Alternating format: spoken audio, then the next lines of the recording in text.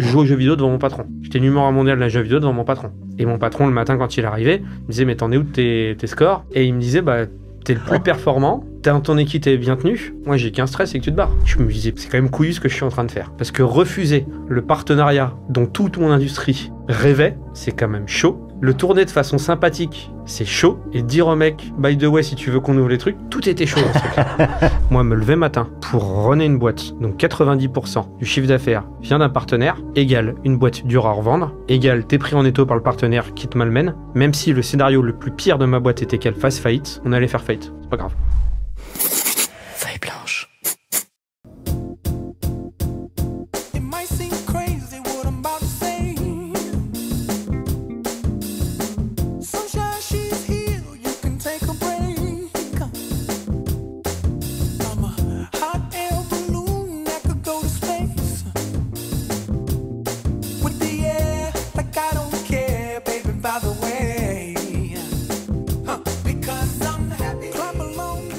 Il a monté la première boîte passée par Station F, a réalisé un exit. Il est la première boîte dans laquelle BNP Paribas a investi au niveau mondial.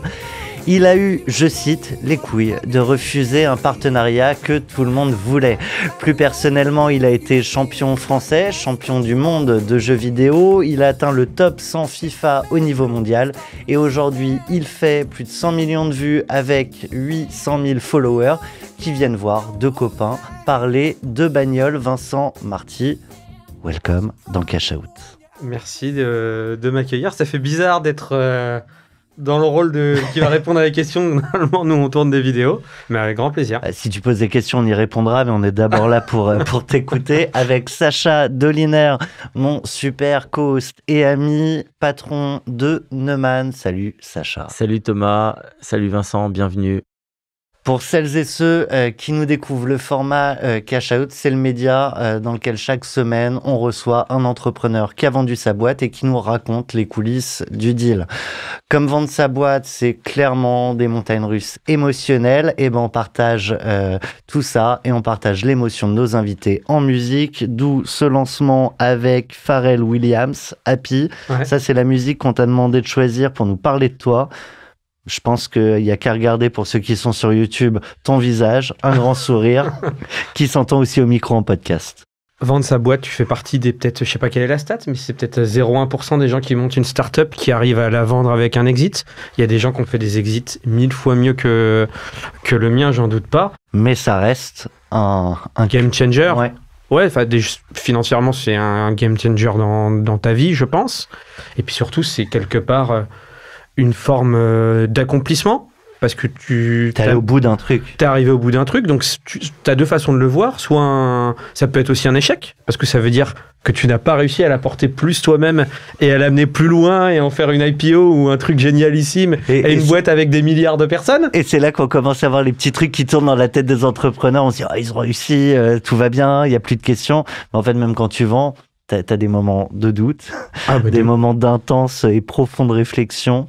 Ah, de ouf. Enfin, en plus, la signature était en soi, la pré-signature était en soi un moment assez rigolo. Donc moi, j'avais un moyen de paiement pour les voitures d'occasion, une sorte de PayPal pour les transactions de voitures d'occasion. Le plus gros site qui vendait des voitures d'occasion, c'était Le Bon Coin. Ils ont une part de marché insolente. Ils ont 85% du marché en France. Donc moi, faire atterrir mon moyen de paiement pour les voitures d'occasion dans l'endroit qui vendait les voitures d'occasion mais qui n'avait pas moyen de paiement, j'ai envie de te dire, c'était assez logique. Et de base... Ça ne veut pas dire que c'était facile. Ah oui. De toute manière, celui qui pense que bien gagner sa vie, faire un exit, quoi que tu fasses, c'est facile, ça n'existe pas. Attends, pour ceux qui nous regardent sur YouTube, ils ont forcément vu passer des vidéos où on leur promet la réussite et la gloire après avoir acheté une formation. Ouais. C'est pas vrai. La seule réussite et la gloire, c'est celui qui encaissera l'argent. Alors que ça ne veut pas dire que se former n'est pas une mauvaise chose. Au contraire, c'est une bonne chose. Mais en gros, moi, tu vois, j'aime bien le foot. Tu prends Cristiano Ronaldo, qui est un des talents mondiaux les plus grands. On n'est pas là à faire le débat Cristiano Ronaldo-Messi. Mais grosso modo, c'est un mec... J'y connais rien en bagnole. Et c'est là qu'on a vu la vie. Et j'y connais pas grand-chose. Est-ce que toi, tu vas m'aider un peu, Sacha ? Mais bien sûr.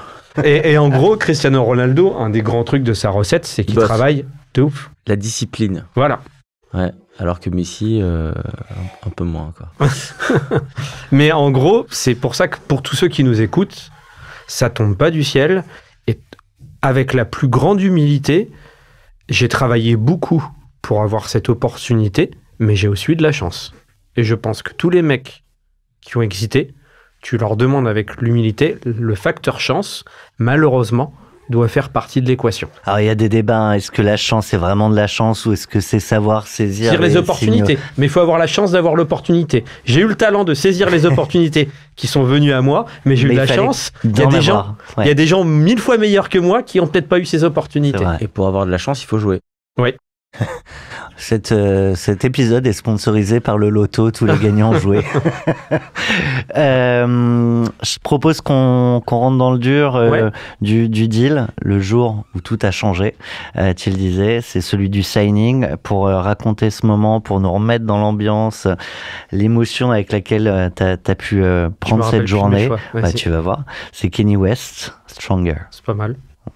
J'espère que t'es content. On envoie. Attends.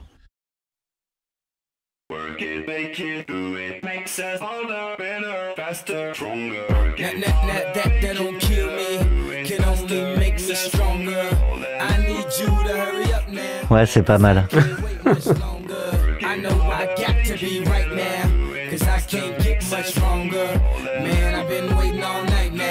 That's how long I've been on ya.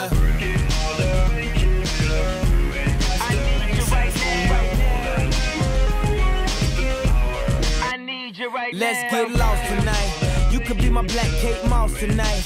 Play secretary on the boss tonight. And you don't give a what they all say, right?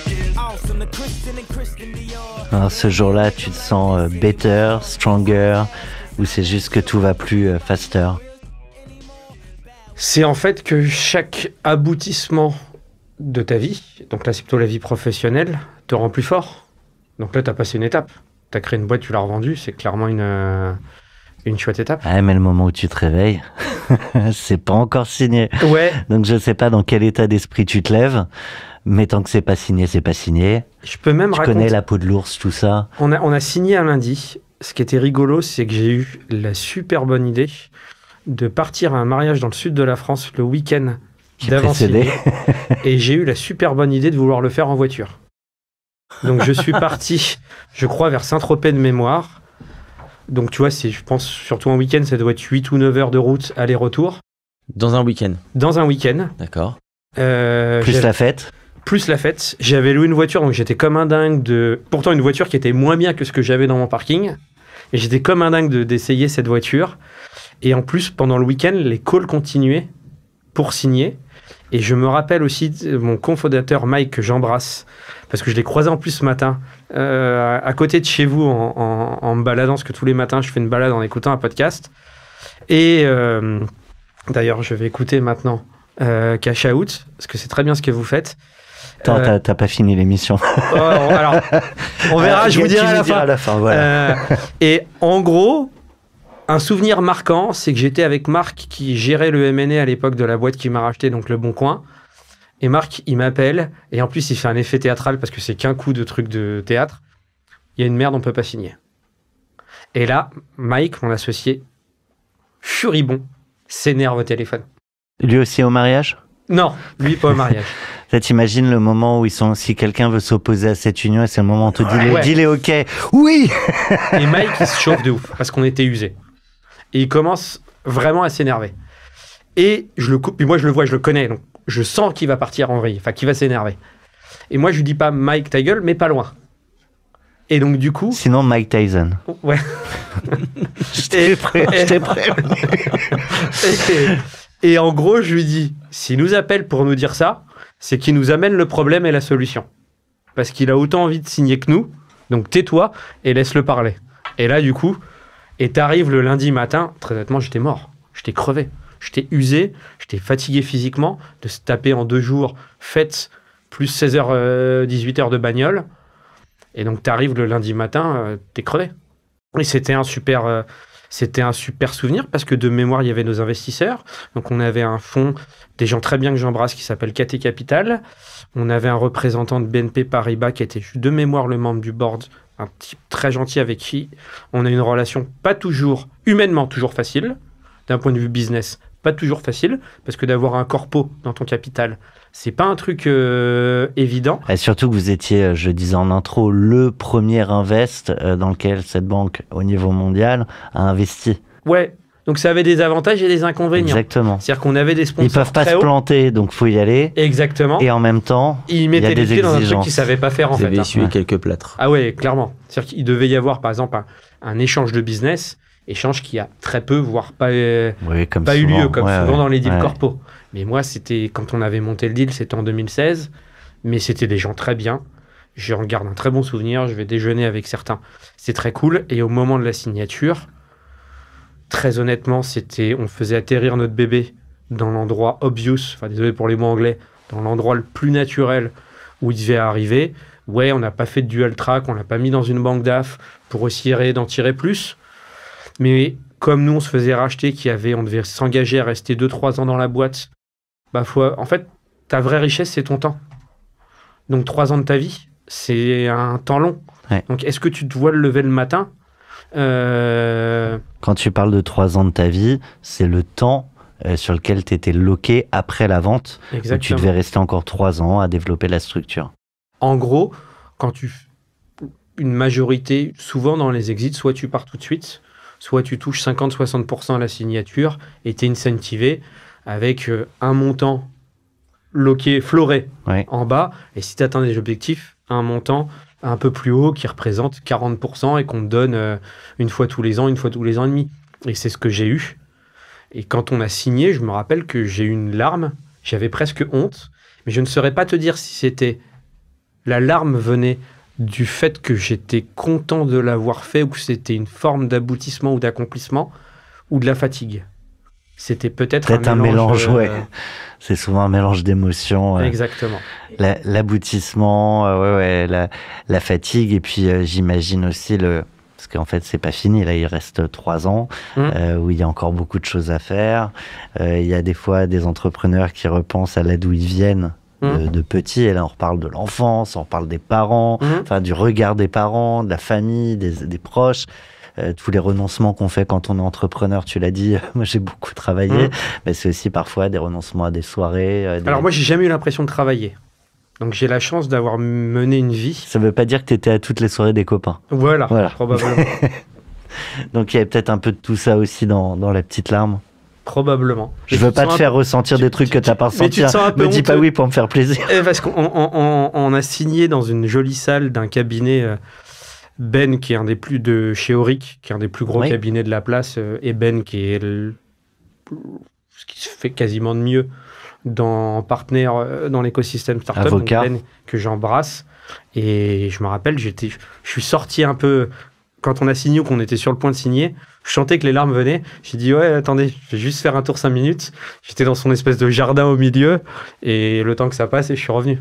Et quand tu es arrivé au closing, tout était déjà réglé ou il y avait potentiellement encore des trucs qui allaient se passer pendant le closing? La fameuse on a une merde, on va pas signer du week-end. Je me rappelle plus bien. Je crois qu'il y avait une merde. Mais en fait, je savais qu'en face, il devait signer. Parce qu'en fait, le Bon Coin faisait une sorte de keynote, un peu à la Apple, où ils annonçaient 2 gros rachats. Et nous, on était un de ces rachats. Et en gros, la keynote avait été déjà envoyée à tout le monde. Donc moi, je savais qu'en tant que négo, Ah, c'est Quel que vachement soit le plus deal, zen. il était obligé de... Ouais. Et je sais qu'il y avait eu à un moment donné une merde sur quelques centaines de milliers d'euros, ce qui est pourtant de l'argent. Moi, j'ai dit, ça va. Je dis, T'as soit- lâché, c'est ça que tu Non, veux dire, ou au j'ai dit, contraire? soit ça se fait, Soit tant pis. non, moi je lâche pas. Et je savais qu'en fait je prenais 0 risque. En face, c'est non sujet pour eux. Ouais, ça c'est un sujet vachement important dans les deals. C'est de bien connaître effectivement la volonté et à quel niveau il y a de la volonté en face. Parce que bien souvent, pendant le closing, tu as des gens qui ont peur de pousser certains sujets, de faire exploser certains points, d'aller au deal clash. break, etc. Mais quand tu sais que les deux parties veulent vraiment aller au bout, Ouais. en fait, soit tu arrives à régler les problèmes, soit dans certains cas, tu peux avoir une posture plus ferme. J'ai 2 conseils. C'est la prise de recul, elle est dure à faire. Parce que toi, c'est ta vie, c'est ton bébé, t'es fatigué, ça va être tes sous à la fin de la journée dans ta poche. Donc toi, avoir cette prise de recul, elle est dure. Donc fais-toi accompagner. Donc soit tu as une banque d'AF qui t'accompagne quand tu es passé par un chemin où tu as mis en banque d'AF ton sujet. Si tu as une approche directe, que tu gères cette approche directe, c'est moins une banque d'AF, c'est plutôt un bon avocat. Donc déjà, mon conseil, c'est ne sois pas pingre sur l'avocat que tu as pris. Tu vois, nous, Ben de chez Auric, à qui je fais la retape, c'est une belle... un des plus chers de la place. Ouais, Une belle maison, mais... Il est beau. Tu vois, par exemple, moi, dans ma levée de fonds, c'était aussi celui qui m'a accompagné dans ma levée de fonds. Je me rappellerai toujours que quand on a fait la levée de fonds, que je suis venu avec Ben, les avocats en face qui ont dit à BNP Paribas, donc c'était la première fois qu'ils faisaient ça, à un moment donné, ils avaient 1000 questions et 1000 trucs parce qu'ils n'avaient jamais fait. Et comme c'est une banque qui valait être ceinture-bretelle surtout, l'avocat en face, il a dit, écoutez ce que dit l'avocat de Pécard, parce que c'est une des sommités de son exercice en France. Donc quand il va vous dire un truc, c'est que c'est market practice. Donc n'essayez pas trop de donner... Et là tu te dis, c'est putain, pas mal pour la t'es assis négo, à côté de ton avocat et tu dis, l'avocat qui est censé opposant, il est en train de dire, c'est plutôt Et chouette. après, il a demandé une photo avec Ben. Et aussi, un des souvenirs, c'est que moi, celui qui m'a racheté, je le connaissais. C'est-à-dire que je les connaissais humainement, je les connaissais en termes de boîte. J'étais passé par un accélérateur avec eux 2 ans avant. Et ce qui était assez dingue, ce qui peut servir, c'est n'ayez pas peur de dire non et n'ayez pas peur d'avoir tort, mais expliquez votre raisonnement. Et moi, j'ai toujours une méthode de négociation qui est peut-être une méthode par l'absurde. C'est quand je dis non, j'explique pourquoi je dis non. Et à la fin, à mon interlocuteur, je lui dis, voilà mon analyse, voilà pourquoi je te dis non. Explique-moi si j'ai tort. Et puis ça donne les clés pour trouver les bons sujets de réponse. Et en plus, bon courage à l'autre en face. Si en général, tu as un peu construit ton argumentaire. Et c'est une façon de le faire adhérer plus facilement à ton point. Vas-y, Sacha. Non, bien sûr, mais c'est la meilleure façon de négocier. C'est dans les deux sens. C'est-à-dire, c'est comprendre les problématiques et les intérêts de l'autre, trouver des solutions et idem dans l'autre sens. C'est-à-dire expliquer tes problèmes à l'autre pour qu'il trouve aussi la solution. C'est ça une négo. Les deals de dupes, globalement, ça marche assez peu. Donc, pour qu'un deal se fasse, vu qu'un deal comme ça prend des mois à se négocier, c'est un win-win des deux côtés. Donc, il faut que tu essaies de comprendre ce que lui, il en cherche, ce qu'il en attend, et limite que tu l'aides à arriver là où il veut, et toi, tu t'exprimes clairement sur ce que tu veux. Parce que, par exemple, moi, au début, la première négo que j'ai... En fait, nous, comment la vente s'est faite, c'est qu'on négocie un partenariat. Dans ce que je faisais, avoir Le Bon Coin comme partenaire, c'était le Graal.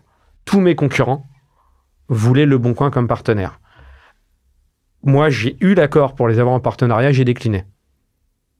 Et ça, à l'époque, c'était un coup. Fallait oser. Ouais. Mais je veux bien, alors, parce qu'on en a parlé un petit peu avant l'émission, t'expliques pourquoi t'as refusé. Parce que là, pour le coup, c'est une vraie logique business d'un entrepreneur qui envisage un jour de vendre. Oui. Moi, Pécard, c'était un moyen de paiement pour les voitures d'occasion. Donc, tu as 2 particuliers qui se rencontrent pour acheter ou vendre une voiture. On avait fait une sorte de PayPal pour sécuriser le paiement.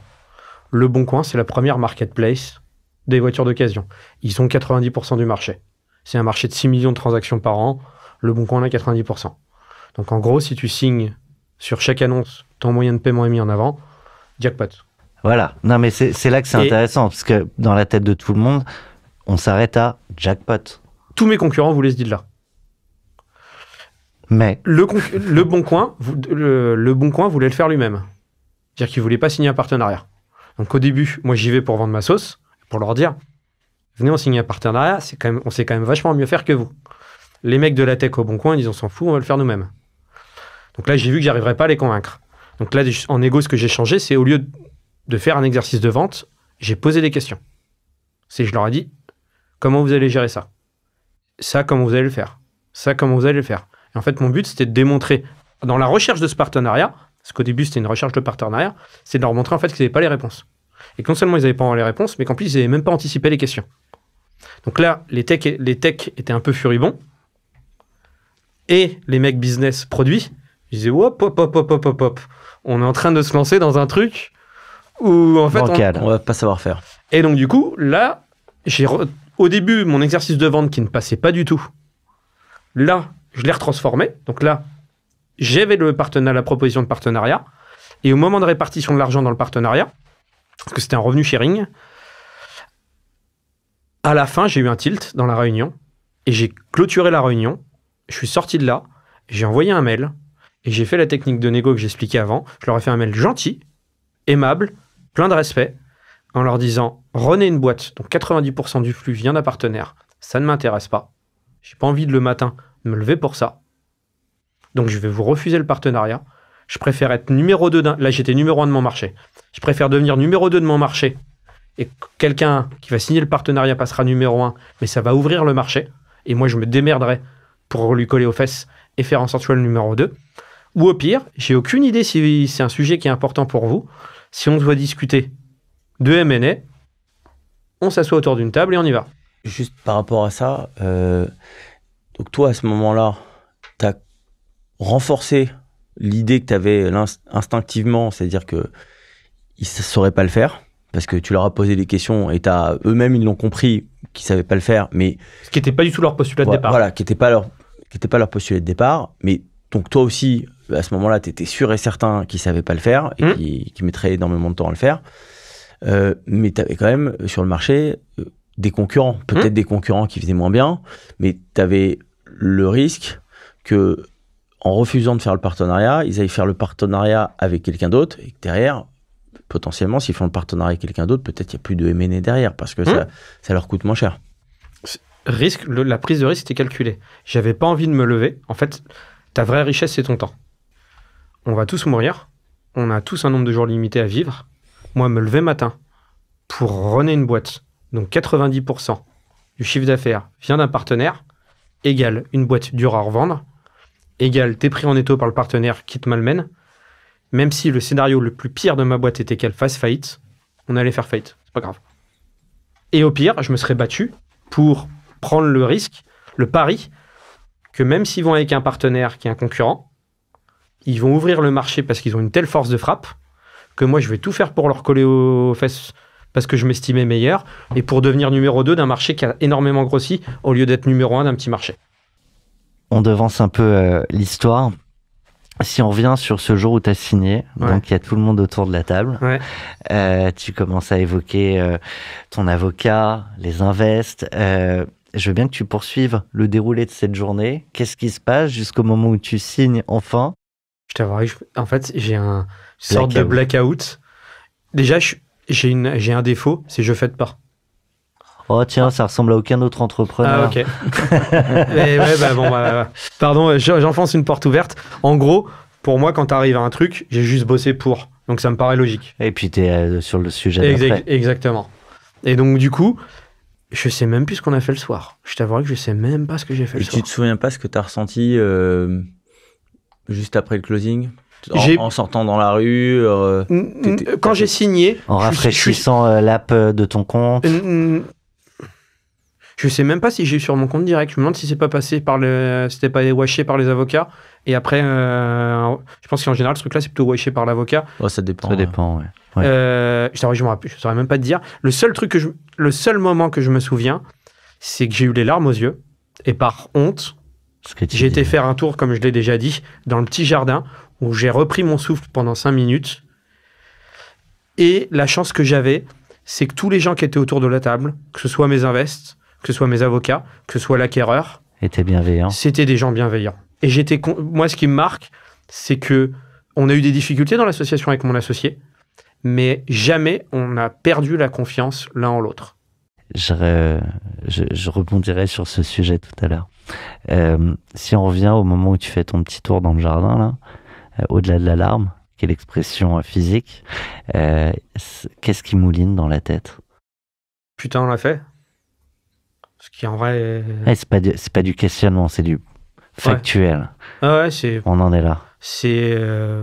On est en train de le vivre. Et je sais pas si c'est putain on l'a fait lié aux 6 ou 9 mois de négo qui se signe, tu sors de ce tunnel, parce que honnêtement, vendre une boîte, c'est hardcore. C'est un business à part entière. Ouais, c'est chaud.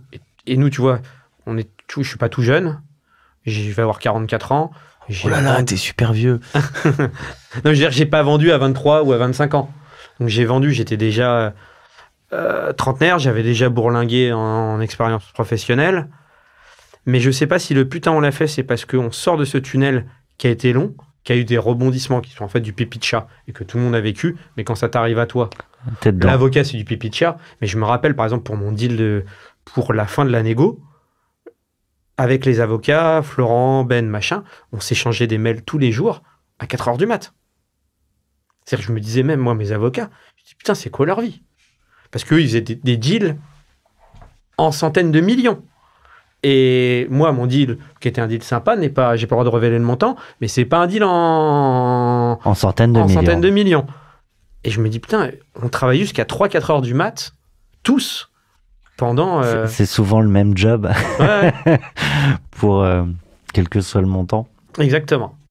On va arrêter sur cette journée parce que tu n'en as plus aucun souvenir. C'est pas grave du tout. Je propose un très rapide flashback sur les débuts de l'aventure de Paycar. Et pour ça, ça c'est un très bon choix. Moi, je les découvre en direct. Okay. Orelsan, La Quête. Ok.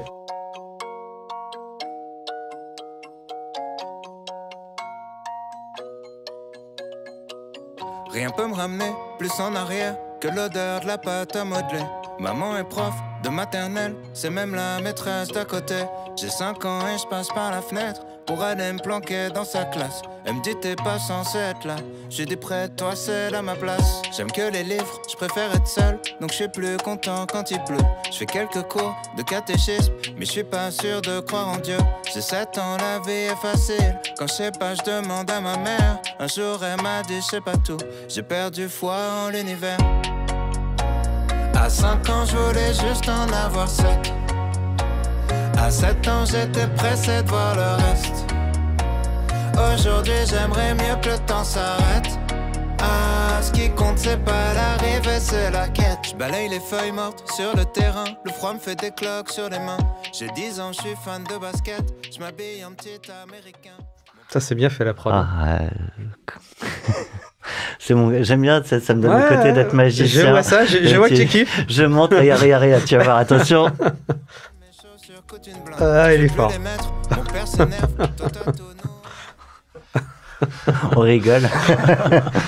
Ce qui ne m'empêchera pas de dire que ce son est une tuerie, qu'évidemment on les laisse pas en entier, parce qu'on est d'abord là pour t'entendre, mais que c'est un titre qui dit beaucoup de choses. Pourquoi j'ai choisi ce titre-là?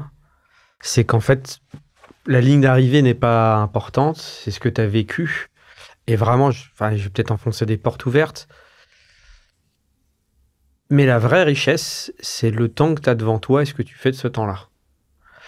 Et donc, il faut travailler avec intensité, ce que j'ai fait, mais aujourd'hui, ça m'a offert le droit de travailler avec moins d'intensité. C'est un apprentissage, parce que quand tu as travaillé avec intensité... C'est un autre rythme, il faut accepter. Apprendre à travailler avec moins d'intensité, ce qui a été un apprentissage réellement pour moi.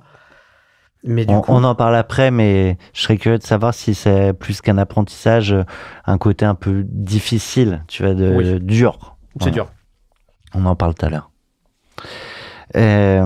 L'autre sujet, en fait, dans ce texte, c'est qu'il dit quand j'avais 5 ans, je rêvais déjà d'en avoir 7. Enfin, l'idée de toujours être près une course en avant. Et il y a ce moment où, là, en l'occurrence, c'est le moment de ta vie où, hop, t'as stoppé et t'es là. En fait, on va prendre le temps et voir même... Moi, alors, c'est une forme d'aboutissement. J'ai fait plusieurs expériences qui ont à peu près marché. Donc, c'était un renforcement de ce que j'avais fait. Donc, c'est pas un truc qui m'a changé tout du jour au lendemain.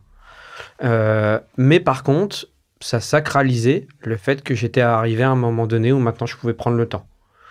Ou quoi que je faisais, plus personne ne pouvait m'acheter ou avoir une pression sur moi. J'avais une liberté totale, que j'ai toujours un peu eu, parce que j'ai eu la chance de toujours très bien gagner ma vie, de bosser pour, mais d'avoir un niveau de performance où en fait, mes employeurs étaient plus dans l'inquiétude que je m'en aille que moi dans l'inquiétude qui se sépare de moi. Ouais. Mais là, t'arrives à un moment donné où tu te dis, voilà. Personne ne pourra jamais me sortir de quoi que ce soit ou m'obliger à. Mais à la fois, sans faire, faut être humble.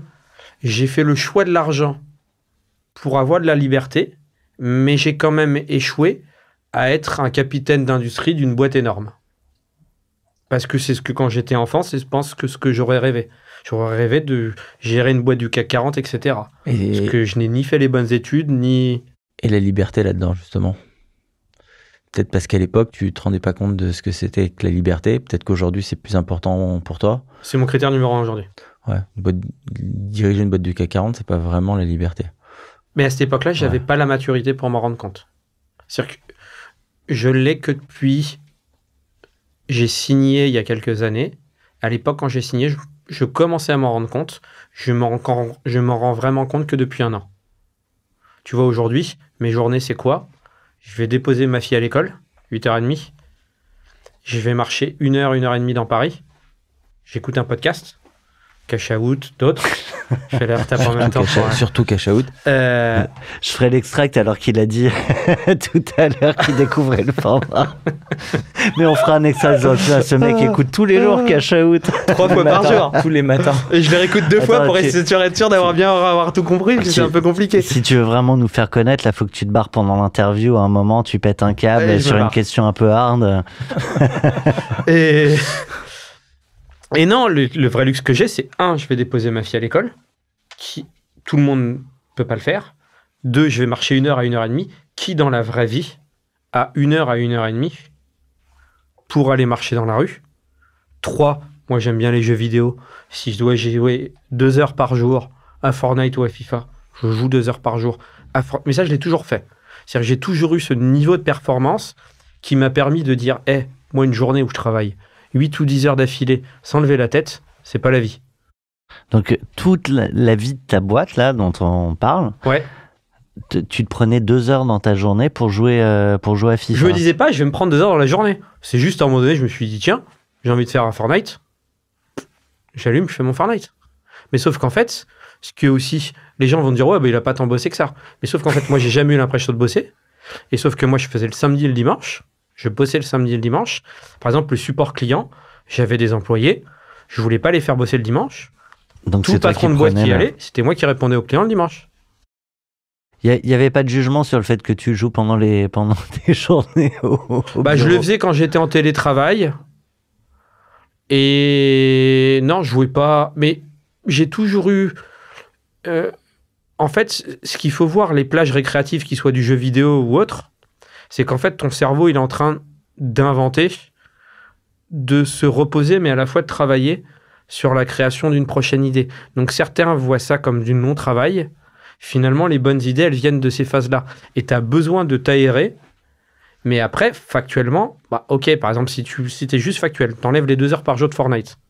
Comme je travaillais le samedi-dimanche, je pense qu'in fine, je faisais des journées de salopard. Si tu les remets sur 5 jours.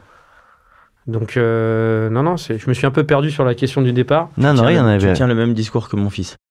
Ok. Il m'explique sur les jeux vidéo que ça... Qui travaille, en fait. Ouais, exactement. Qui prépare quelque chose, qui réfléchit, que ça le fait... C'est bon pour son cerveau. Ok. Alors je vais vous laisser, là, j'ai envie de me faire une partie. Ça fait tellement longtemps. Donc, pardon, on est dans la rubrique là où on parle des débuts de l'aventure. Tu l'as dit, on a été le PayPal de la voiture d'occasion.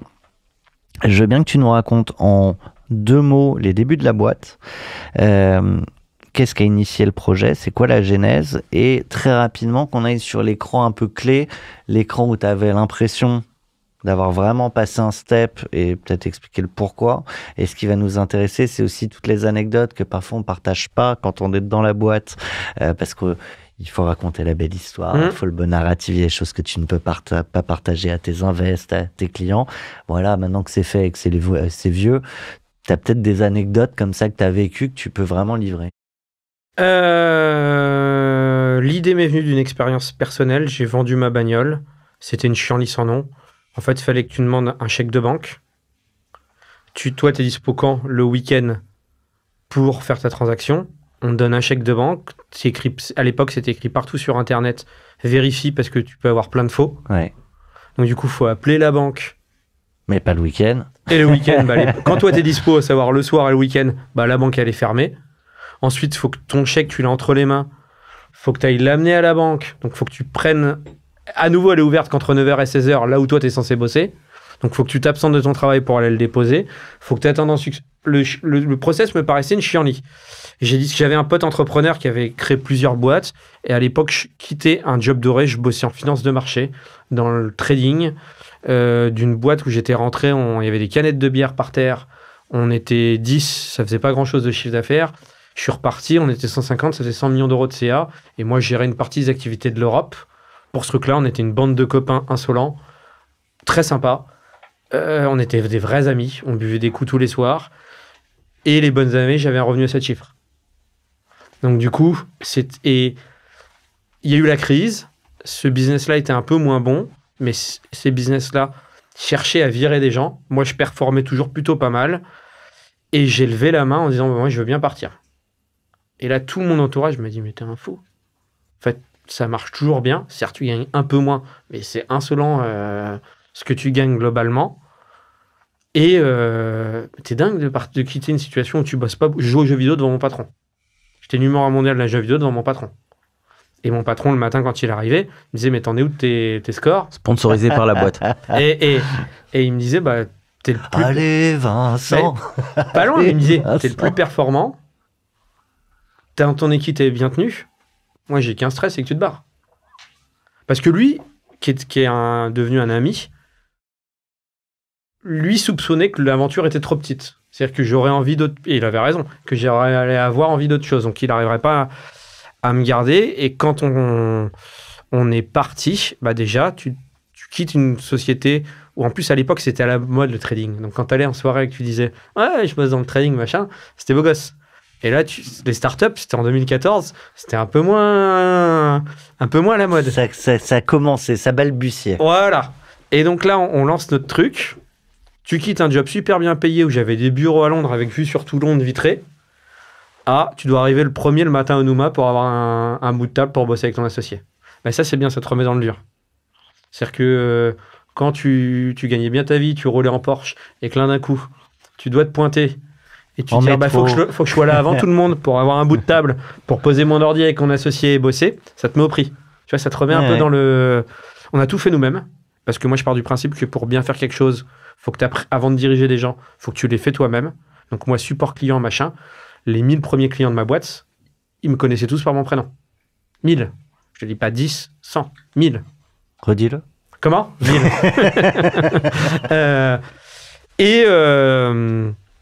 C'est comme ça qu'on s'est lancé. Petite anecdote, c'est j'ai levé avec un PowerPoint. C'est-à-dire que j'avais un site où peut-être quand j'ai levé 2,5 millions, on avait peut-être fait, je me rappelle plus des chiffres, mais peut-être 50 transactions. Donc 50 transactions à 30 €. Ah oui. Tu vois? Et en 2016. Donc en 2016, des tours de site de 2,5 millions. Et comment tu vas chercher 2,5 millions? C'est quoi? Il y avait vraiment une progression des chiffres qui était dingue et qui annonçait... les gens, ils investissent sur des people. En fait, je pense que tu parles à tous les fonds. Ils disent, le premier truc, c'est les gens. Donc en fait, c'est toi, ton pouvoir de persuasion. Et le fonds était commandité par la banque, mais le fonds était la due diligence de dire, est-ce que nous, on y va? Avec des warnings en disant, faut que la banque délivre machin. Mais grosso modo, ce qu'ils se sont dit, moi, j'avais monté en plus une première boîte à 17 ans d'achat-revente d'ordinateurs fixes. Ordinateur fixe, ça nous rajeunit pas. Mais globalement, les mecs se sont dit, ce qu'il a touché pour le début, il a montré qu'il était bosseur et que tout ce qu'il a touché a à peu près marché. Donc, il saura trouver un pivot. S'il y a besoin. S'il y a besoin. Il dit, il est backupé par une des plus grosses banques d'Europe qui s'engage à envoyer des clients. Même s'ils envoient le tiers du quart de ce qu'ils ont écrit, ça fait déjà... Alors, en vrai, dans les faits, ça fait même beaucoup moins. Mais tout le monde croyait... Parce qu'en fait, l'investissement corpo est un truc où on se met d'accord sur un scénario de synergie de business qui n'arrive jamais. Un mec qui a fait un truc corpo en disant on s'est mis d'accord, ça va arriver, ça n'arrive jamais. À l'époque, c'était moins mature, donc tout le monde ne le savait pas. Mais je le savais quand même. Donc moi, j'ai juste pris le BP, j'ai dit bon, si je le divise par 3 et que je le divise encore par 4, est-ce que je suis à l'aise avec les chiffres? Et en plus, tu peux dire, version très pessimiste. Ouais, voilà. Et en vrai, on a fait un pouillème de... Parce que c'est toujours une vente dans les deux sens. Exactement. Ce genre de deal. Et donc, en fait, les deux s'amusent à décoter. En fait, les deux s'amusent à se raconter faire des plans magnifiques, des BP, puis les deux décotent. Exact, mais décotent grave. Bon, ben ouais. Et donc, du coup, c'est comme ça que ça s'est fait. On s'est lancé. C'était aussi un peu la mode des startups et on gagnait des prix... alors, j'allais dire à la con, c'est pas bien de dire ça, mais des prix un peu dans tous les sens, des fintech, autotech de l'année, machin, tout ça. Et on avait juste ça reste une reconnaissance. Oui. Et à l'époque, c'était plus valorisé que ça l'est parce qu'il y en avait moins. Et ouais, voilà, maintenant il y en a beaucoup.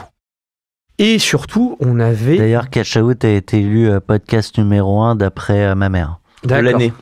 De l'année, au niveau monde. Moi, j'avais entendu ta tante, mais je ne savais pas que c'était...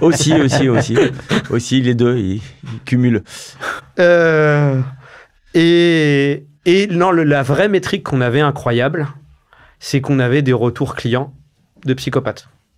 C'est-à-dire que les gens qui nous utilisaient, 40% des gens qui nous utilisaient laissaient un avis sur Trustpilot, avis vérifié, machin. Et sachant qu'on ne les sollicitait pas. Il y avait un mail automatique, une seule fois, on ne faisait même pas de relance, qui disait, c'est Trustpilot qui l'a envoyé, t'as utilisé ce truc-là, qu'est-ce que t'en penses? Et on a rapidement eu, c'est pour ça qu'on s'est fait racheter, c'est qu'on a démontré qu'on avait une bonne exec, qu'on avait une bonne compréhension des flux financiers, parce qu'on gérait des paiements par virement. Ce qui est dans l'industrie du paiement, le truc où personne veut aller. C'est une pain sans nom, le virement. En plus, comme c'est des gros montants, tu dois faire ce qu'on appelle un KYC, donc une étude de ton client. Et nous, on a transformé de la pain de faire une étude de client comme un argument marketing, en disant, venez chez nous. On te garantit que tu seras payé à la fin parce qu'il est solvable. Exactement. Et ça, tu vois, les avis clients, à la fin, je crois qu'on avait 15 000 avis, ce qui était juste un truc dingue. Et l'acquéreur, il s'est dit, mais en fait, moi, j'ai les clients, eux, ils les ont pas. Mais ils ont construit un tunnel qui marche. Et le seul truc qui était pourri, c'est pour ça que j'ai vendu, parce que j'ai vendu sans avoir besoin d'argent. Parce qu'en fait, quand j'ai vu que le deal corpo que je devais avoir avec l'afflux de clients, qui normalement, j'étais censé embaucher 50 000 personnes pour gérer machin, j'ai dit, attendons de voir ce qu'ils envoient. Tu l'avais ta boîte au CAC 40. Là, et je ferai les embauches quand je verrai ce qui arrive. Parce qu'en général, quand tu lèves de l'argent, surtout à cette époque-là, la rentabilité n'était pas un sujet. C'était même un mot ordurier. Ce n'était pas bien vu. Fallait creuser. Oui, fallait cramer de l'argent. D'être rentable, c'était un grand mot. Alors que ça a complètement shifté. Et donc du coup, là où ce que j'ai fait attention, c'est j'ai géré vraiment ma boîte en bon père de famille et j'ai mis les emplois et j'ai mis les dépenses marketing que quand je sentais qu'on passait un step de business. Et en fait, quand j'ai vendu, j'avais encore plein de cash. Donc, j'avais pas besoin de... T'as pas besoin de vendre. J'avais pas besoin de vendre. Mais par contre, là où mon business, il faut aussi être humble, je facturais mon truc 40 € pour une prestation que tu fais une fois tous les 5-6 ans. Donc, lifetime value 0, repeat 0. Égale pas un bon business à lancer. C'est juste factuel. Mais je l'ai appris. Quand je l'ai lancé, je le savais pas. Sinon, je l'aurais pas lancé. Mais je m'en suis rendu compte rapidement. Donc, à court de route, je savais que j'y arriverais pas. Comme j'avais une bonne aura, un certain talent pour vendre, des métriques qui étaient OK, j'étais convaincu que j'arriverais probablement à refaire une levée de fonds. Et d'ailleurs, mon investisseur m'avait plus ou moins... Mais sauf qu'en fait, je ne croyais pas à l'emmener très loin tout seul. L'anecdote que tu n'as jamais partagée sur cette aventure avant la vente est pas liée à la vente. Putain. Si tu l'as pas, c'est perdu. Non, je l'ai pas. Eh ben, lose yourself. Ah, désolé. Tu l'as la chanson, moi? Évidemment. Ah, qu'est-ce que c'est? Ma chanson préférée.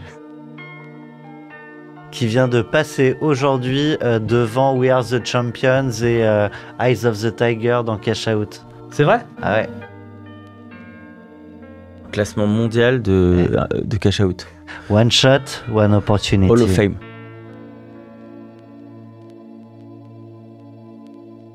Et on va parler des négos. Look, if you had one shot, one opportunity to seize everything you ever wanted, Tu chantes. one moment, Vas-y, Tom, chante. Je vais m'entraîner. just let it slip. Yo. Podcast karaoké. His palms are sweaty, knees weak, arms are heavy. There's vomit on his sweater already. Mom's spaghetti, he's nervous, but on the surface he looks calm and ready to drop bombs. But he keeps on forgetting what he wrote down. The whole crowd goes so loud, he opens his mouth, but the words won't come out. He's choking how? Everybody's choking now. The clock's run out, time's up, over, loud. Snap back to reality. Oh, there goes gravity. Oh, there goes gravity. Choke. He's so mad, but he won't give up. Daddies, he know he won't have it. He knows his whole back to these ropes. It don't matter. He's dope. He knows that, but he's broke. He's so stagnant. He knows when he goes back to this mobile home. That's when it's back to the lab again, yo. This old rhapsody better go capture this moment and hope it don't do better. Lose yourself in the music the moment you own it. Never let it go. Ça fait plaisir, celle-là, il la laisse.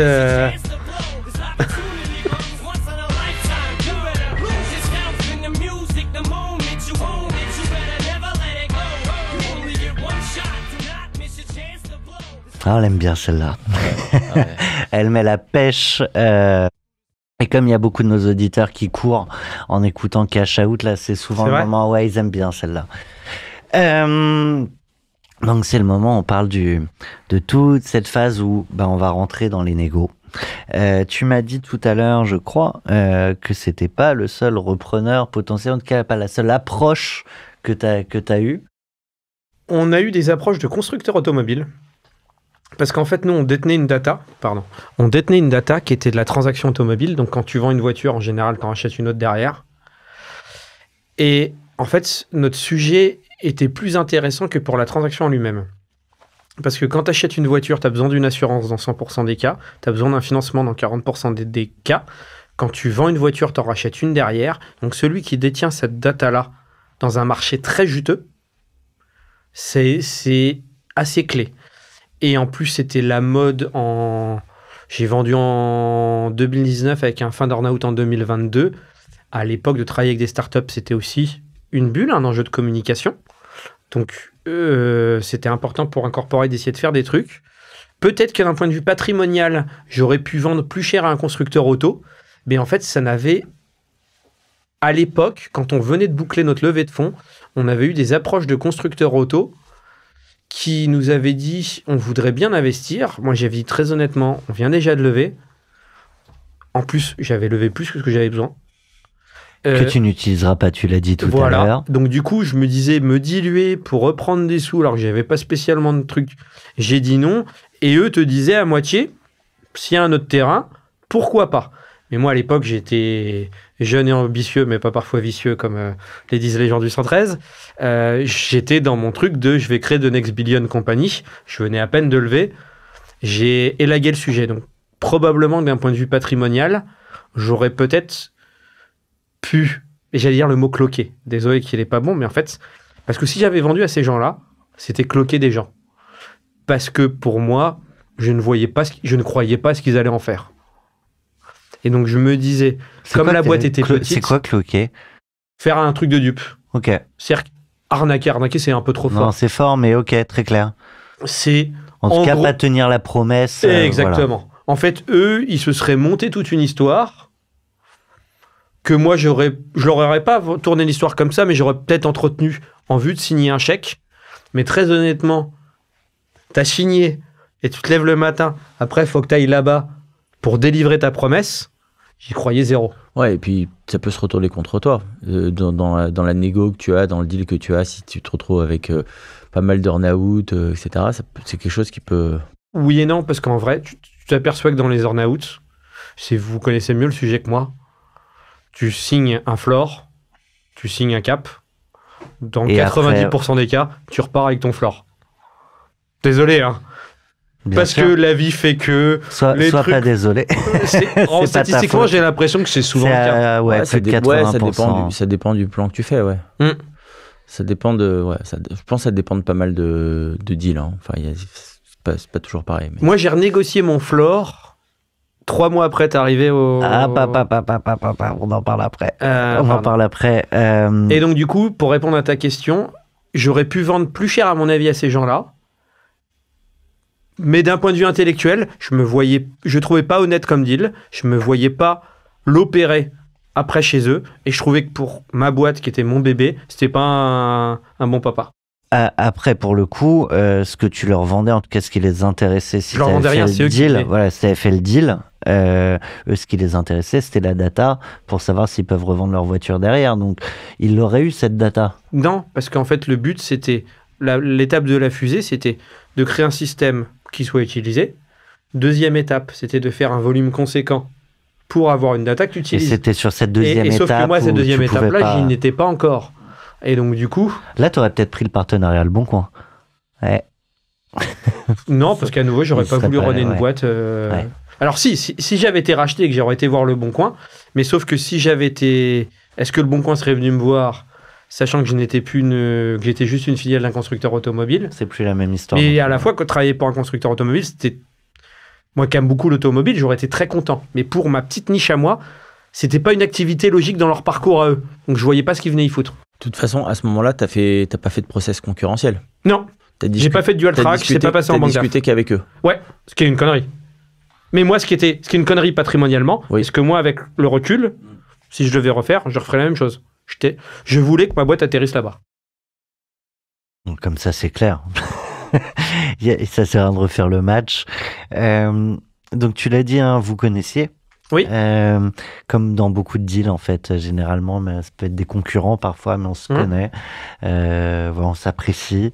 En tout cas, on se renifle. Et puis, à un moment, c'est plus facile, en tout cas, de créer des liens ensuite. Comportez-vous toujours bien. C'est-à-dire, quel que soit votre business, se comportez bien. Déjà, quand vous regardez dans le miroir, c'est mieux. Par rapport à vos parents qui vous ont éduqué, c'est mieux. Et de 3, à un moment donné, quand vous le faites, vous ne le savez pas, mais ça va revenir vers vous. Et moi, ça a été mon cas. Tu veux un café? Donc, donc tu l'as dit tout à l'heure, il va y avoir ce mail où tu refuses le partenariat et où tu ouvres l'opportunité d'une discussion de rachat. Quel est le retour de mail? Tu vois, le truc, comporte-toi bien, ça a eu un impact. Parce que la personne qui, lui, ne s'occupait pas du M&A qui m'a répondu, mais qui était un membre du COMEX du Bon Coin, m'a dit « Vincent, très honnêtement, je ne m'attendais pas à ton mail, je ne m'attendais pas à ce mail-là, mais comme tout le monde t'apprécie chez nous, sache que je vais faire un tour avec les équipes pour voir si c'est un vrai sujet, mais par contre, je ne vais pas faire traîner le truc. Je ne sais plus, je crois que c'était sous 48 heures ou sous une semaine. Il me dit « Ça ne veut pas dire qu'on va te racheter, mais en tous les cas, sous 48 heures ou une semaine, je te réponds « Est-ce qu'on ouvre une discussion ?» Ou est-ce que non, désolé, chacun vit sa vie. Mais moi, ce que je lui disais dans le mail, je lui dis, si c'est un non-sujet pour vous, j'ai conscience de ce que je fais, chacun vit sa vie et on reste en bon terme de toute façon. Tu l'as gardé, ce mail? Même pas. Ah, j'aurais dû, c'est con. Ouais, même pas. Je me rappelle très bien du mail. Je me rappelle de taper, d'où je l'ai envoyé, sur quel ordinateur. T'étais où? J'étais dans nos locaux, j'avais à l'époque, moi je suis assez geek, j'avais un énorme écran d'ordinateur 43 pouces et je me vois taper le mail et quand j'étais en train de taper, je me disais putain, c'est quand même couillu ce que je suis en train de faire. Parce que refuser le partenariat dont toute mon industrie rêvait, c'est quand même chaud. Le tourner de façon sympathique, c'est chaud. Et dire au mec, by the way, si tu veux qu'on ouvre les trucs, tout était chaud dans ce truc. Et tu sais pas si le mec va le recevoir comme un doigt d'honneur ou comme une vraie... bien sûr. Exactement. Et entre ce mail et le moment où vous avez commencé vraiment la discussion M&A, il y a eu combien de temps? Je crois 48 ou 72 heures. Ah ouais. Ah oui, c'était chaud. Ouais. Donc, ils te rappellent? Donc, en fait, les questions que tu leur as posées, qui les ont ramenées un peu dans leur dénuement, quoi, elles ont percuté très fort chez eux, quoi. Alors non, c'était en plusieurs étapes. Ma première étape, c'était de venir leur vendre ma sauce. Ouais. Je voyais que ça prenait pas du tout. Ouais. Deuxième étape, c'était de dire, bon, cette strate-là, elle marche pas. Faut que je leur montre que je suis indispensable dans ce qu'ils veulent faire. Indispensable, nul n'est indispensable. Mais en tous les cas, un gain de temps, un gain de résultat final, etc. Et donc là, je me suis mis à poser des questions. Et comme je savais qu'ils n'avaient pas les réponses, et qu'ils n'avaient même pas envisagé la question. C'est là où ils m'ont dit partenariat, pourquoi pas. Et donc là, on s'est revus pour discuter de la répartition des sous du partenariat. Et là, en fait, dans la réunion, j'ai eu tilt. J'ai dit, mais en fait, j'en veux pas de ce partenariat-là. Mais en fait, pour rebondir sur ce que dit Sacha, le fait qu'il y ait eu la compréhension chez eux, qu'ils ne pourraient pas le faire en interne. Oui. Et donc, ils se disent, on part sur un partenariat, c'est la meilleure solution. Et en fait, là, avec cette proposition, tu leur proposes de l'avoir en interne, mais déjà clairement. Exactement. Voilà. Donc, ça va... Ah, pour eux, le rationnel avait un sens... C'était pas débile, que je le savais un peu moins à l'époque. Moi, je travaillais pas chez eux. C'était le repreneur dont tu rêvais, t'étais a priori la solution qui leur convenait, même si on l'a dit, l'histoire se finit bien, d'ailleurs t'es pas là pour rien, on raconte l'exit, ça veut pas dire que ça a été simple, et je veux bien que tu nous racontes toutes les péripéties des négos, les sujets sur lesquels ça a pu fighter pour toujours des bonnes raisons, du point de vue de l'acquéreur ou du point de vue du cédant. Tout le monde a raison de défendre ses... Anecdote. Donc, au bout de 48 heures, 72 heures, c'est pas la personne avec qui je négociais qui me répond de mémoire. C'est directement le patron du M&A qui était un membre du COMEX qui me connaissait et qui me dit, Vincent, j'ai la réponse à ton mail. T'es dispo demain matin pour prendre un café. On se donne rendez-vous. C'est pas pour te dire non, sinon il prend pas un café. Voilà, on s'est pas chanté la messe. Quand on est arrivé au café, qui était marrant, c'est le café qui était dans un hôtel là où je me suis marié, donc qui était rigolo, qui était à côté des locaux du pour un autre mariage. Exactement. Et on a fait nos premiers rendez-vous là-bas. Ouais, c'est vrai que c'est assez comme quoi il y a un destin. Les fiançailles. Ouais. Et là, il me dit bon bah Vincent, je vais pas te chanter la messe. On est tous alignés pour te racheter. Le seul truc qui nous fait peur, c'est que tu as un gros actionnaire qui va en demander une tonne. Et nous, on paiera un montant qui sera très correct pour toi et qui te mettra bien. Et d'ailleurs, on va te proposer un deal pour t'incentiver, blablabla. Mais ton... Et moi... En l'occurrence, BNP. Voilà. Qui était en plus plutôt... Lui avait peur de ça, alors que moi, je savais que BNP était bienveillant. Parce qu'ils n'avaient pas pu tenir leur... Et puis moi, en plus, je savais dire les choses avec honnêteté tout en étant un peu ferme. En leur disant, écoute, si aujourd'hui, on est dans une situation où je dois revendre, qui n'était pas prévue, c'est parce que je n'arrive pas tout seul à progresser suffisamment. Et si je n'arrive pas tout seul à progresser suffisamment, c'est parce que le deal qu'on a écrit tous les deux, t'as pas tenu ta part du gâteau. Je t'en tiens pas rigueur parce que je comprends le pourquoi, mais la résultante, racontons-nous la vérité au tous chacun. Moi, j'ai fait mon boulot, toi un peu moins. Ouais, mais c'est rarement le corpo qui veut faire un gros multiple, une grosse culbute. C'est plutôt l'investisseur financier. Mais le corpo, en fait, son sujet, c'est pas forcément de gagner de l'argent. Son sujet, c'est il y a de la synergie. Il n'y en a pas. Et soit il veut vendre, soit il veut pas vendre du tout. Il te bloque la vente, mais c'est tout. Une fois qu'il veut vendre, c'est entier. Oh, mais sauf, moi, je suis pas en train de te dire que ton analyse, elle est 100% juste. Ouais. Mais sauf que je suis en train de te dire ce qu'était la philosophie de l'acheteur. J'ai compris, mais lui, il avait tort. Ouais. Et d'ailleurs, lui, il m'a dit, je te conseille de négocier de cette façon-là avec tes investisseurs pour arriver à... J'ai fait exactement l'inverse de ce qu'il m'a dit. Parce que j'avais la même analyse que toi. Et à ce moment-là, je lui dis, attention, parce que je le voyais aussi venir. Moi, je lui dis, il y a un truc où tu rachètes juste mes investisseurs. Et pas moi. Et moi, tu mets 100% en out. Sache que ça ne m'intéressera pas. Et donc là, on se revoit une deuxième fois. Là, il me fait sa propale. Je pense que vous la voyez peut-être venir. Il rachète tous mes investisseurs. Et moi, tout est en earn-out. Et moi, alors que ça avait été clair. Voilà. Parce que t'as pas l'air d'être quelqu'un qui évoque ce qu'il veut sans être clair. Oui. Il a tenté. Je pense que c'est un jeu de dupes. Pour lui, c'était aussi un amusement. Peut-être dans une négo. J'étais pas de son côté, j'en sais rien. Mais par contre, là où j'ai marqué mon territoire assez fort, c'est que ma réponse, toujours dans cette même hôtel, a été de lui dire, c'est simple, j'ai des investisseurs, j'ai un associé. Ta proposition est tellement mauvaise que j'ai même pas besoin de partir et d'appeler mes investisseurs et mon associé pour te dire que c'est non. À ces conditions-là, ce sera non. Et là, il m'a dit, ok, je comprends. Il m'a dit, envoie-moi une proposition que tu juges raisonnable. Et moi, je lui ai répondu, je pense, peut-être ma mémoire me fait défaut, mais je lui ai dit, moi, j'aime bien négocier, mais j'aime pas quand on me négocier quand ça me concerne moi. Donc, je vais t'envoyer un truc qui me paraît faire. Tu prends ou tu laisses. Et donc, je lui ai envoyé un truc. Et de mémoire, je sais plus... c'est marrant, j'ai occulté tous ces trucs-là. Je crois que je prenais 50 ou 60% tout de suite. Et 20% ou 25% chaque année avec des earn-out de 2 ans. Et là, je reviens, parce que tout à l'heure, tu l'évoquais, avec ton associé, il y a eu des moments de haut, de bas, Ouais. mais à la fin, toujours de façon à vouloir finir bien tous les deux et finir bien pour la boîte et pour vous.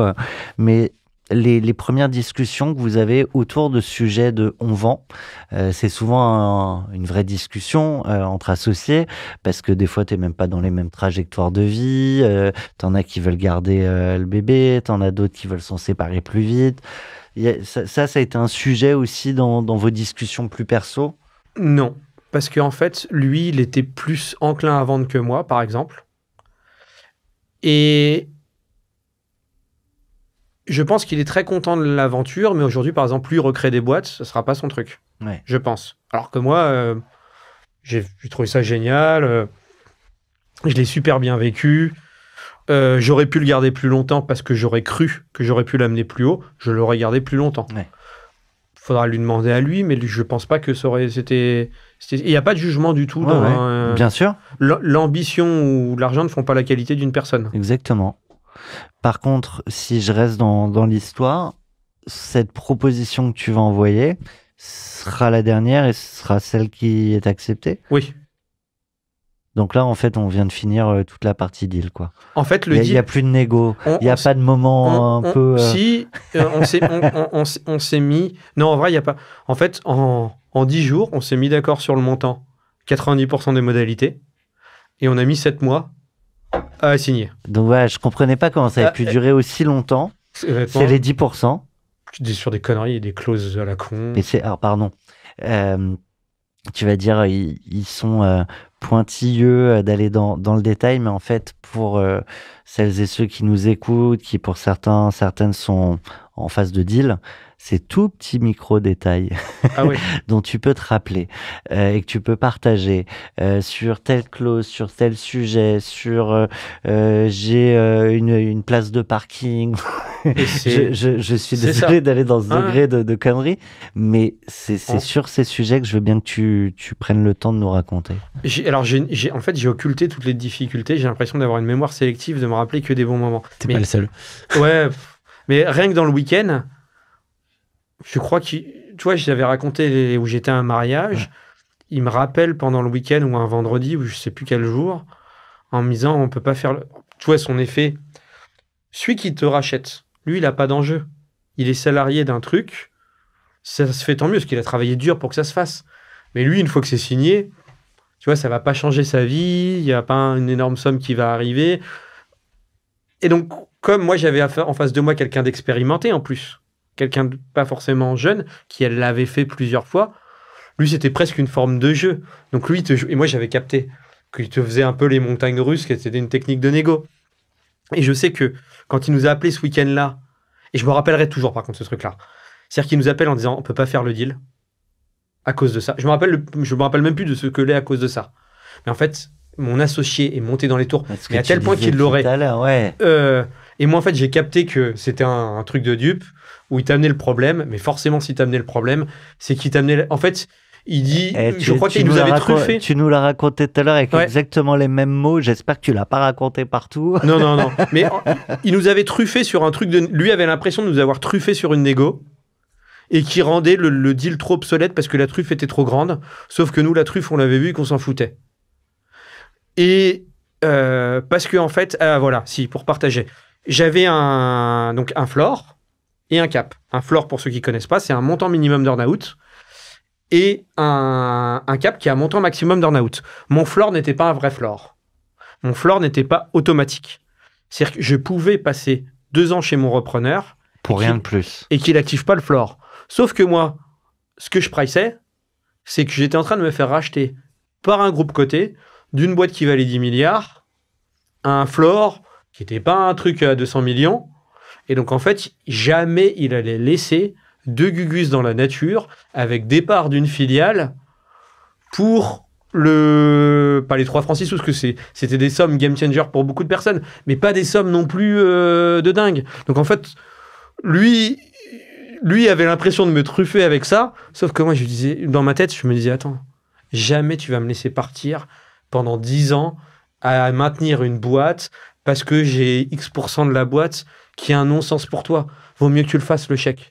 Et comme moi, je sais qu'en arrivant là-bas, je me comporterai suffisamment bien pour t'amener de la valeur et tu te dis, je peux pas les niquer totalement. Moi, mon floor, en fait, je savais que c'était un floor. Mon floor me paraissait béton armé, alors que lui, il pensait me truffer. Donc là, tu as eu un super raisonnement tactique, mais tu prenais un risque. Clairement. En tout cas, du point de vue d'un avocat, tu prends un risque. Il voulait pas que je signe. Voilà, c'était la question. J'ai besoin de comprendre pourquoi, là, je l'ai pas. Parce que pendant un deal, souvent, y a des sujets comme ça où tu as l'entrepreneur qui connaît son terrain, qui va prendre des risques, etc. Puis il y a l'avocat dont le métier est d'empêcher de prendre des risques, a priori. Et souvent, tu es en lutte à un moment donné pendant ces négos-là avec ton avocat. Ce que j'ai pas saisi, c'est où est le risque. Et en fait, le floor n'était pas un vrai floor. Il y avait une formule mathématique. C'est ça que tu as accepté. Juridiquement. Oui, d'accord, ok. Donc c'est ça que j'avais pas compris. Je pensais que tu ne voulais pas l'accepter, mais en fait, tu l'as accepté. Le floor que j'avais, c'était qu'en fait, s'il me rachetait le reste de mes parts, c'était un montant minimum. Il ne pouvait pas me racheter en dessous de ce montant. Mais le rachat n'était pas automatique. Et normalement, quand tu vends ta boîte, tu essayes d'avoir un truc automatique. Oui, mais sauf que moi, l'automatisme me paraît couler de source. Et par exemple, Ben, mon avocat, qui est une pointure du sommet Auric, qui est un des plus gros cabinets, il me disait, je lui fais la retable de fou, mais c'est un des plus gros top 3, c'est factuel, c'est pas mon opinion. Lui m'a dit, on s'entendait bien, tu vois, quand on se voyait, on se faisait la bise, il m'aimait bien. Il me dit, Vincent, putain, signe pas ça. Il me dit, tu vaux mieux que ça, va pas, c'est une truffe. Et moi, ma lecture, c'était, ouais, laisse-le avoir l'impression de me truffer. Moi, je sais qu'en fait, celui qui truffe, c'est pas... J'étais confiant d'y arriver. J'ai saisi, mais en vrai, c'était risqué parce que s'ils avaient vraiment voulu ne pas te le payer, ils ne l'auraient pas fait. Il y a un learning important, je trouve, là-dessus, quand tu vends ta boîte et que tu as un même très bon avocat, c'est que c'est toi, c'est l'entrepreneur, c'est toi qui dois trancher, c'est toi qui dois décider, qui dois mesurer ton risque et prendre des décisions par rapport à ça. Et assez souvent en contradiction avec ton avocat qui lui-même a très bien fait son boulot. Et ça, c'est super important. Ça, il y a pas tous les entrepreneurs le savent et sont capables de le faire. Ben m'a dit, ne signe pas. Ouais. Et genre, même il leur cassait les bonbons. Et comme en plus, tu l'as dit tout à l'heure, quand il parle à un autre avocat, il connaît la practice et c'est lui un peu qui donne le diapason. Ok, mais du coup, je reviens sans refaire l'histoire. Vous auriez dit, il me faut un rachat automatique départ à telle date, ou si je m'en vais, avec un cap haut ou un floor bas, peu importe, mais un montant garanti. Ça aurait vraiment fait péter le deal. Je pense pas, de tout ce que tu nous racontes depuis tout à l'heure. Non, mais du coup, qu'est-ce qui à ce moment-là te fait dire... Tu dois lâcher, tu peux pas tout négocier. Donc il y a des moments où tu lâches du lest, tu calcules ton risque. Et tu te dis, en fait, j'ai pas fait des études de dingue, j'ai fait un peu de finance. Le seul truc que j'ai retenu des études de finance, c'est risque égal rémunération. Donc à un moment donné, si tu prends des risques et que tu as raison, ça paye. Et si j'avais exigé un floor, on saura jamais si je l'aurais eu. En tous les cas, je pense que je l'aurais eu, mais je l'aurais eu peut-être un peu plus bas. Alors que là, moi, de ma lecture, c'était un groupe coté, va pas laisser de gugus dans la... Ouais, ok, très clair. Et donc j'avais un floor un peu plus haut. Et à la fin, tu l'aurais eu. Je l'ai eu. C'est ça qui fait... Mon raisonnement, ma strat, ce qui s'est passé, la strat sur laquelle j'avais parié, et la strat qui est arrivée. Bien joué. Mais j'ai pas eu mon truc tout en haut. Donc, s'affiche sous votre écran, n'écoutez pas toujours vos avocats, même s'ils travaillent bien, et mangez 5 fruits et légumes par jour. Voilà. Mais par contre, mon vrai conseil, il faut trouver une limite entre l'entêtement et la résilience. Écoutez. Parce qu'en fait, ce que vous avez en tête, vous le savez. Donc, vaut mieux écouter ce que les gens vous conseillent. Et si vous prenez des pointures, c'est que s'ils sont des pointures, c'est qu'ils sont peut-être bons. Donc, il faut avoir le recul de savoir les écouter. Mais il faut savoir aussi à un moment dire, c'est moi qui décide, il n'a pas la big-picture de tout. Donc, à un moment donné, je lui dis que je veux faire comme ça. Il faut qu'il s'aligne et qu'il aille dans le sens que j'ai dit. Parce qu'à un moment donné, Ben était pushy avec l'acquéreur parce qu'il leur faisait comprendre qu'il n'était pas d'accord avec le deal. Et moi, je lui dis, Ben, c'est très gentil amicalement pour moi, mais en fait, c'est pas ce que je veux. Et ça, il peut l'entendre. Et il l'a entendu parfaitement. Il est là pour te défendre. Ouais. Nous, la suite sur laquelle on ne transigera pas, c'est de parler de juste l'après-deal.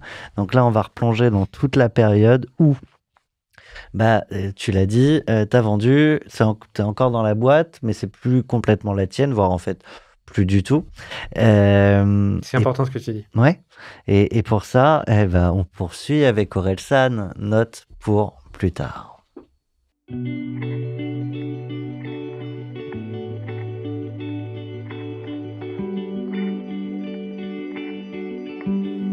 Ok. J'avais ton âge, y a à peu près ton âge. Le passage à l'âge adulte est glissant dans les virages.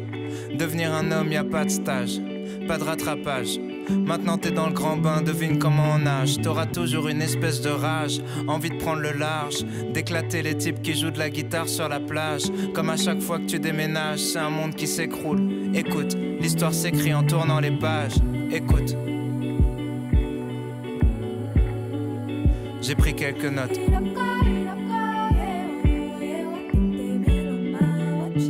Si t'as l'impression que personne te comprend, c'est parce que personne te comprend. C'est plus facile à vivre une fois que t'en es conscient. Comment tu peux leur en vouloir, tu te comprends pas toi-même. Souvent seul avec tes problèmes, souvent c'est toi le problème. La plupart des conseils d'adultes sont des clichés de merde. Parce qu'ils ont pas compris le jeu, mais ils suivent les règles. Alors écoute pas trop tes parents, fais semblant. Ils ont pas la science infuse, t'es leur premier enfant. Tu perdrais tellement de temps à batailler. Y a des combats que tu peux pas gagner, surtout quand tu paies pas le loyer. Fais-toi une raison, y a très peu de raisons de foutre la merde dans sa propre maison, même quand t'as raison.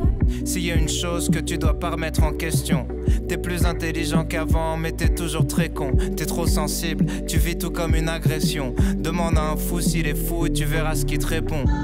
Autre chose que tu dois savoir, tu baiseras pas ce soir. Une fois que t'auras compris ça, ça t'enlèvera un poids.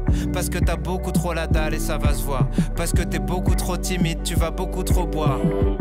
Apprends à la fermer, t'auras l'air mystérieux. Apprends à te vendre un peu mieux, tu baiseras dans 1 mois ou 2. C'est toujours le même style de fille dont tu tombes amoureux. Tu sais, le style de fille qui te rend malheureux. Donc fais pas la pleureuse le jour où elle te brise le cœur. Sur la longueur, t'économises des pleurs. Ensuite t'auras peur de t'investir. Tu te diras que c'est mieux ailleurs que chez toi. Tu vas rater le meilleur. Alors ça, c'est la chanson que t'adores, mais tu dis je le ferai pas tout de suite quand même écouter à mes enfants. Ouais. Mais c'est une super chanson. Ouais. C'est quoi le message derrière quand tu choisis cette chanson pour parler de l'après-session où tu es encore dedans? C'est qu'il y a un côté chez toi encore ado, encore... Non. Ou c'est le toi d'après qui parle au toi d'avant? Ou rien de tout ça? C'est être heureux, ça s'apprend. En fait, c'est note pour plus tard. C'est comment le fait de vouloir être heureux, quelle que soit ta situation, c'est à toi de prendre en main ta destinée et de faire en sorte d'être heureux.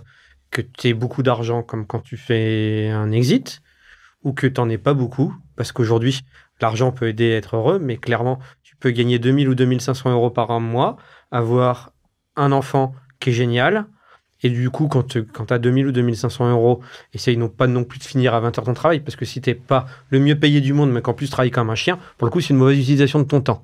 Mais si tu n'as pas une ambition folle, et donc tu as un salaire modeste, ouais. au moins, utilise le temps que tu as en plus pour être heureux, passer du temps avec les tiens, faire des trucs. Il n'y a rien de mal à être égoïste aussi, à dire j'ai besoin de temps pour moi, parce qu'on vit aussi sa vie pour soi, mais il faut être heureux, c'est quelque chose qui se travaille et qui s'apprend. Ça ne tombe pas sur soi. Les milliardaires font des dépressions, autant que les gens plus pauvres, et c'est finalement qu'est-ce que tu fais de ta situation, qu'est-ce que tu fais des cartes que tu as en main pour dire je vois le verre à moitié rempli plutôt qu'à moitié vide. La sagesse. Et tu nous aurais fait le verre à moitié plein, ça rimait, ouais, là je mettais les musiques et tout.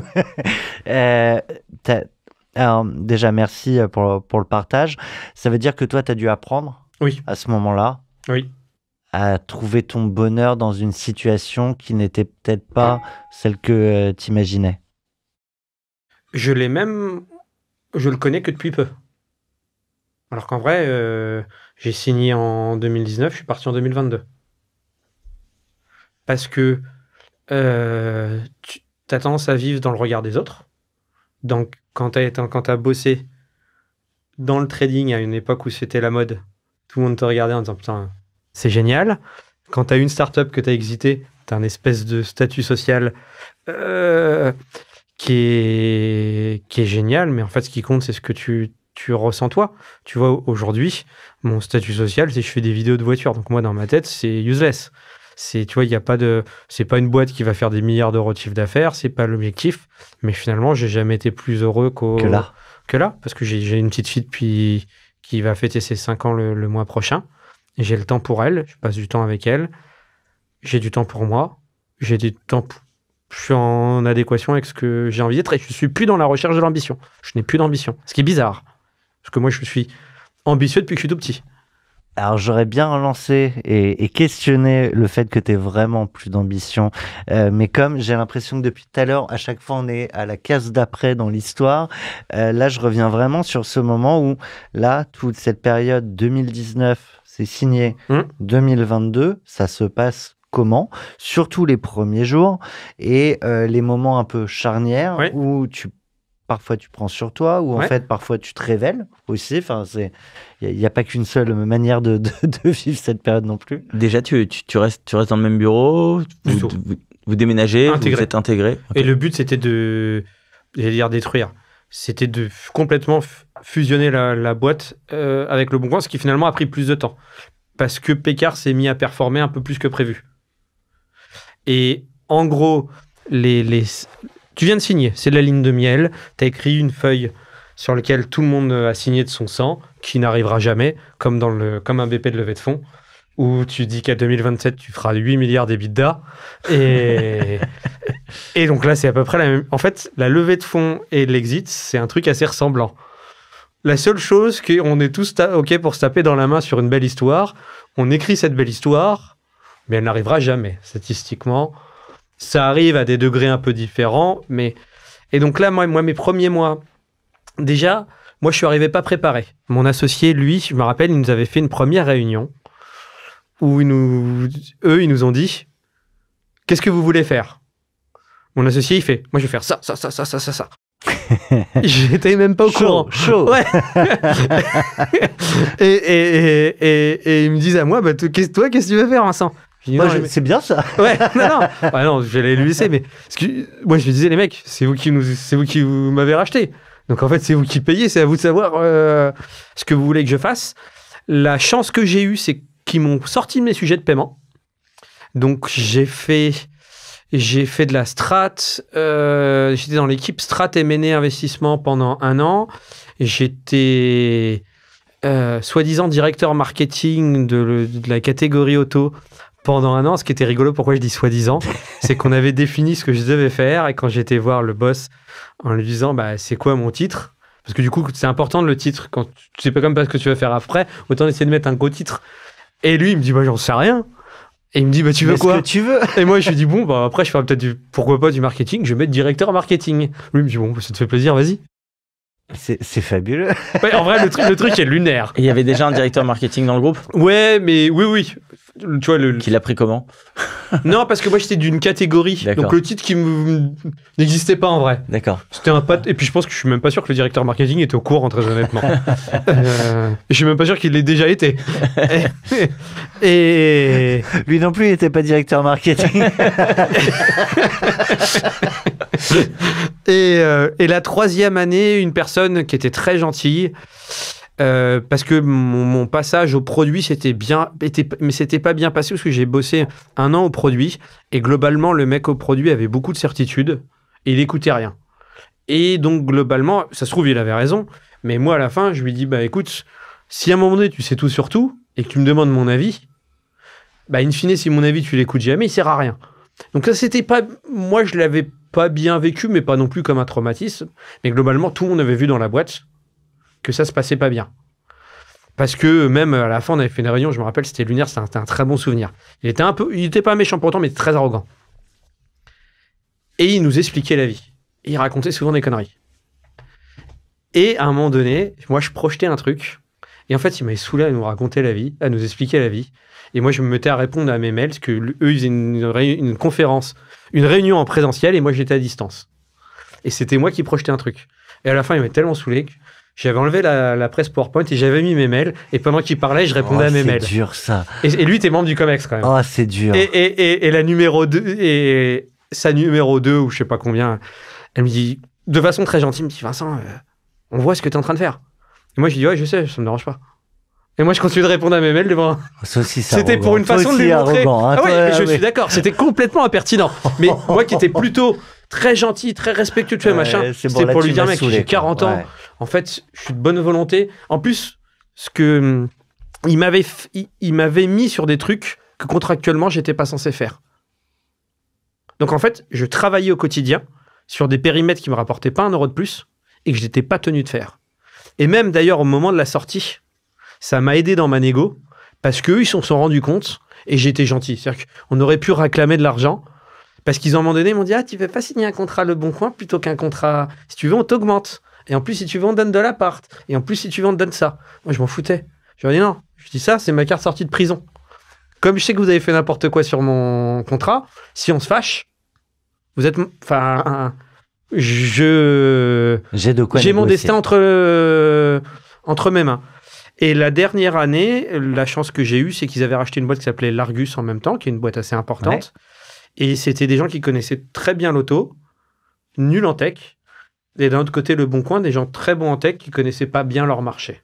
Et ils n'arrivaient pas à se comprendre. Et je me suis mis au milieu pour une partie des... Et c'était un super... Ça devait être chouette comme période. Mais le learning que j'ai fait, ce qui va être plus intéressant, c'est les 6 premiers mois. Je suis arrivé en disant c'est chouette, je vais rester 3 ans au Bon Coin, je vais faire développer tout un tas d'activités, ça va être... Et finalement, tu arrives, tu t'aperçois que tu fais peur à des gens.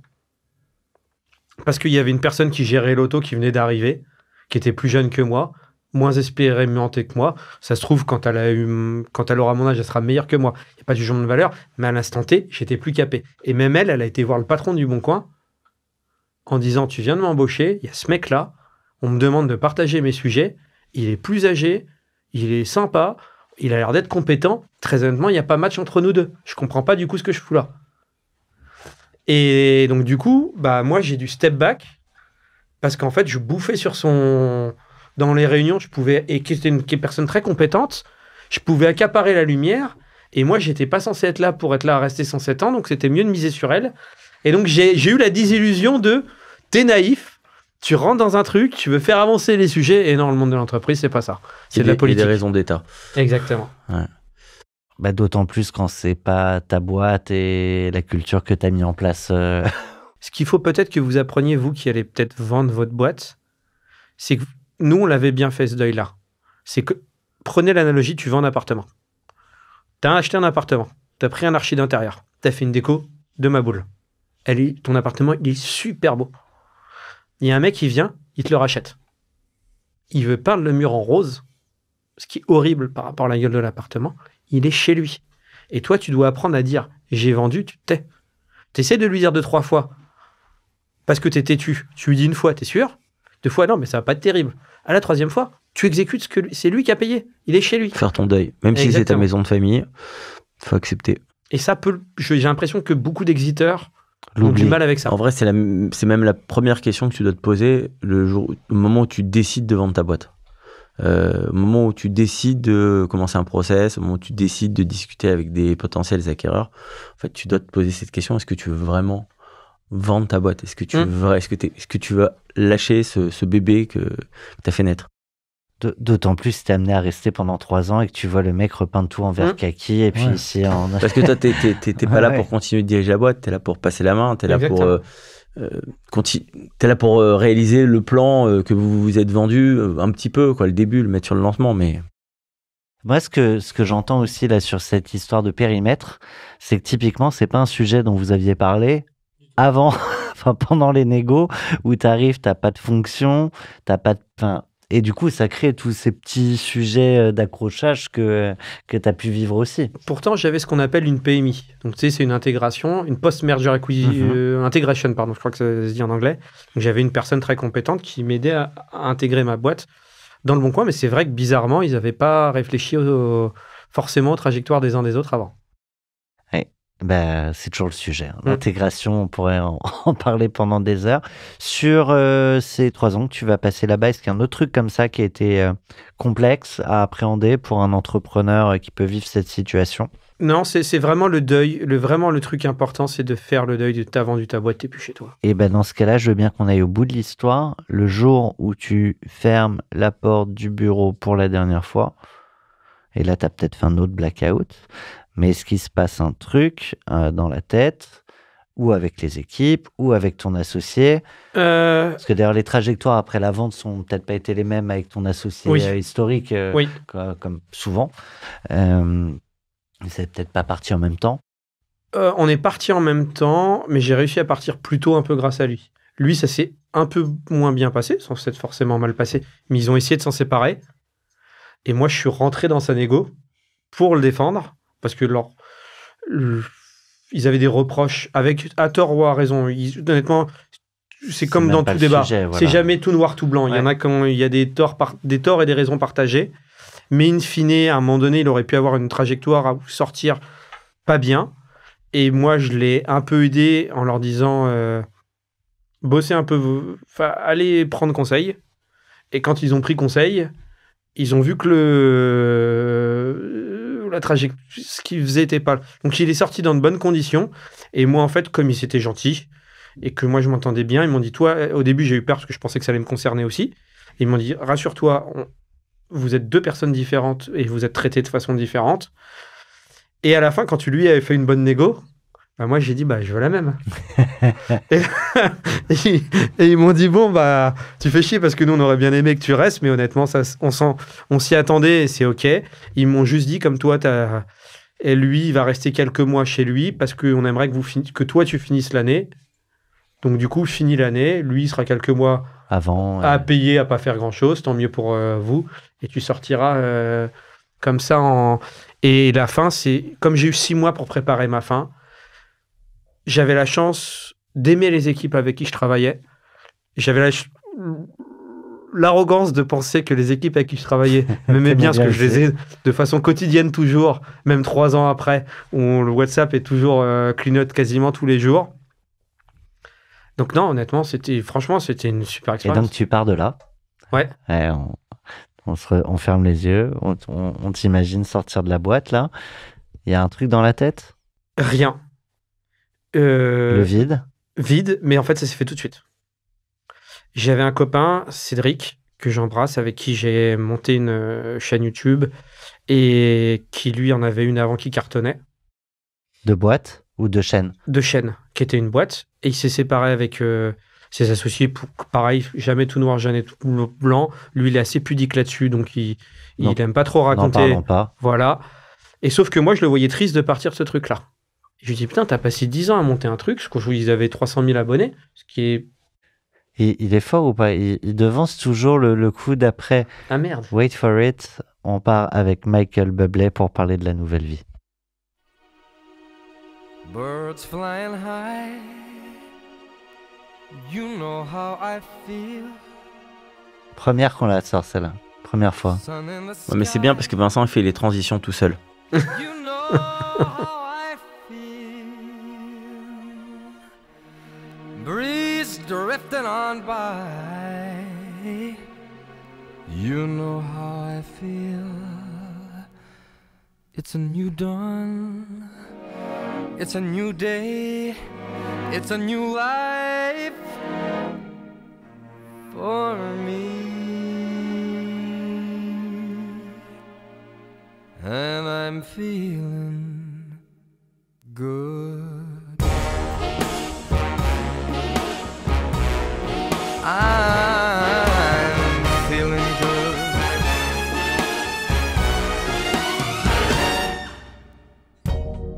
Là, je t'imagine. Tu sais quoi je m'imagine? On travaille avec quelqu'un, Eric Vogel, qui a une super réussite dans l'automobile. Et souvent, quand je vais dans son point de vente, dans son showroom, machin, il a énormément de Porsche et de Ferrari. Et je me fais couler un café. Et il a une espèce... c'est un stade de foot quasiment. Son truc, c'est très grand. Okay. Et tu vois toutes les Porsche, les Ferrari. Et moi, je suis avec mon café.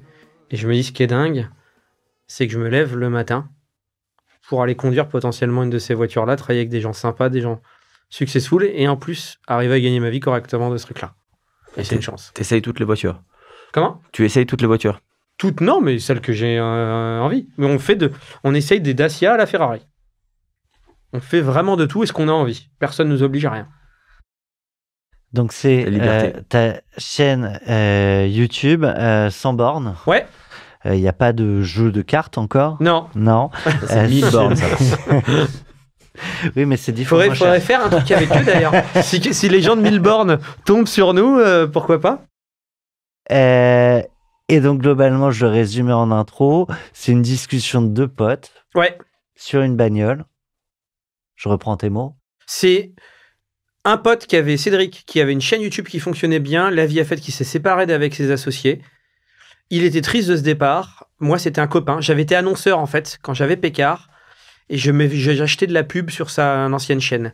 Et même, ce que je savais pas, c'est que j'avais même mis des centaines de milliers d'euros pour prendre leur visage et moi, m'en servir pour rassurer d'un point de vue publicitaire. Et eux, ça leur faisait de l'acquisition, en fait, pour cette chaîne YouTube. Et la vie a fait que c'est jamais tout noir, tout blanc, donc je rentre pas dans les... C'est un truc qui lui appartient, mais il était triste de partir. Et moi, je lui dis, c'est dommage, t'as passé 10 ans là-dessus, t'as une petite notoriété. Et je lui ai envoyé Moi, je voulais pas du tout le faire. Je lui ai envoyé des idées, il était dans ma cuisine. Et je lui ai envoyé des idées en lui disant, putain, tu devrais faire ci comme ça pour te relancer, ça marcherait. On avait eu l'idée de faire des interviews de personnalités dans une voiture, truc qui avait déjà été fait, mais qui était plus fait depuis des années, qu'on voulait le reprendre et le mettre sur YouTube. Et... je lui dis, vas-y, c'est dommage de s'arrêter là. Dans ma cuisine, il me dit, on bossera jamais ensemble, on est trop copains. 48 heures après, on s'associait. Et moi, dans ma tête, je me disais, bon, la probabilité que ça marche est quand même assez faible, mais en vrai, le coût d'entrée, il est tellement de zéro. Puis on va s'amuser, j'ai du temps, voilà.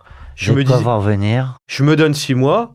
Si ça marche pas, on arrêtera là. Si ça marchera pas, tant mieux. Ce qui s'est passé, c'est que... on n'avait pas ouvert la chaîne, je crois qu'il y avait déjà 30 000 abonnés sur sa notoriété à lui, parce que lui a dit, je vais relancer un projet. Donc là, c'est-à-dire qu'il y avait 0 vidéo. Je crois qu'il y avait je suis peut-être faux sur les chiffres. C'est lui qu'il faut qu'on invite là pour up grave les audiences YouTube. Ouais, alors je pense que c'est pas pas la même audience, mais et après on a grossi, on est aujourd'hui un des plus gros en France sur notre domaine. Alors là, juste sur la chaîne YouTube, il y a presque 400 000 abonnés. Ouais. J'arrondis, mais pas loin. Les top vidéos, là, je vois duel de Porsche, nouveau Dacia Duster 2024, Dacia Jogger, ça marche bien la Dacia chez vous? Dacia, c'est vaut mieux. Les gens ne pensent pas. Tu penses qu'en faisant une vidéo de Ferrari, tu feras plus de vues qu'avec une vidéo de Dacia. Non, YouTube, c'est un moteur de recherche. Donc, il y a plus de gens qui achètent une Dacia qu'achètent une Ferrari. Donc, tu feras plus de vues en faisant une vidéo de Dacia qu'une vidéo de Ferrari. Alors qu'on pourrait imaginer qu'effectivement, c'est des sujets qui font rêver tout le monde. C'est contre-intuitif. Ouais. Bah écoute, je réfléchis. Nous, on reçoit que des éditeurs qui sont des Ferrari, donc... Recevez des Dacia, on ferait plus de vues, peut-être. Ouais, enfin, en vrai, pas que. On a reçu aussi des entrepreneurs qui nous racontaient comment ils avaient vendu par dépit. Ouais. Et qui, pour le coup, avaient vachement bien marché. C'était quand même des Ferrari, quoi. Mais de toute façon... monter sa boîte, c'est l'esprit d'une Ferrari. Hein. En tout cas, c'est vouloir en devenir une. Et au-delà de cette chaîne YouTube, tu occupes comment? Parce que tu l'as dit, maintenant, je prends soin de mon temps. Donc, ta journée, aujourd'hui, elle ressemble à quoi? Et je veux bien que tu expliques le passage à « je mène une vie à 3000 à l'heure » à j'y vais en marchant, tranquillement. Et tu disais tout à l'heure, ça a été une difficulté, c'était dur presque dans les tripes de ce que je comprenais. Je veux bien qu'on repartage ce moment qu'en fait, beaucoup d'entrepreneurs vivent, en fait. Quand j'ai quitté en janvier 2022, je me suis lancé dans mon nouveau projet en février 2022. Donc, j'ai pas eu vraiment de temps de latence tant que ça. On a mis la chaîne en ligne en août 2022. Et donc, en fait, j'ai pas eu tant de temps mort que ça.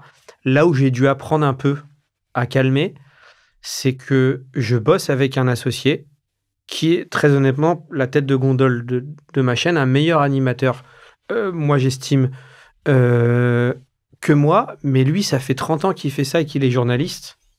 Donc, il travaille un peu de façon solitaire ou pas dans le monde de l'entreprise. Et t'as un pitbull à côté qui arrive, qui lui... j'apprends à avoir 2 dans les mains et à faire en sorte que j'arrive à 4. Et moi, je suis assez exigeant, assez rentre-dedans, machin. Donc, il y a eu à un moment donné de la friction, où lui, au début, trouvait ça génial, parce qu'il il me dit, je t'aurais connu avant. On oserait...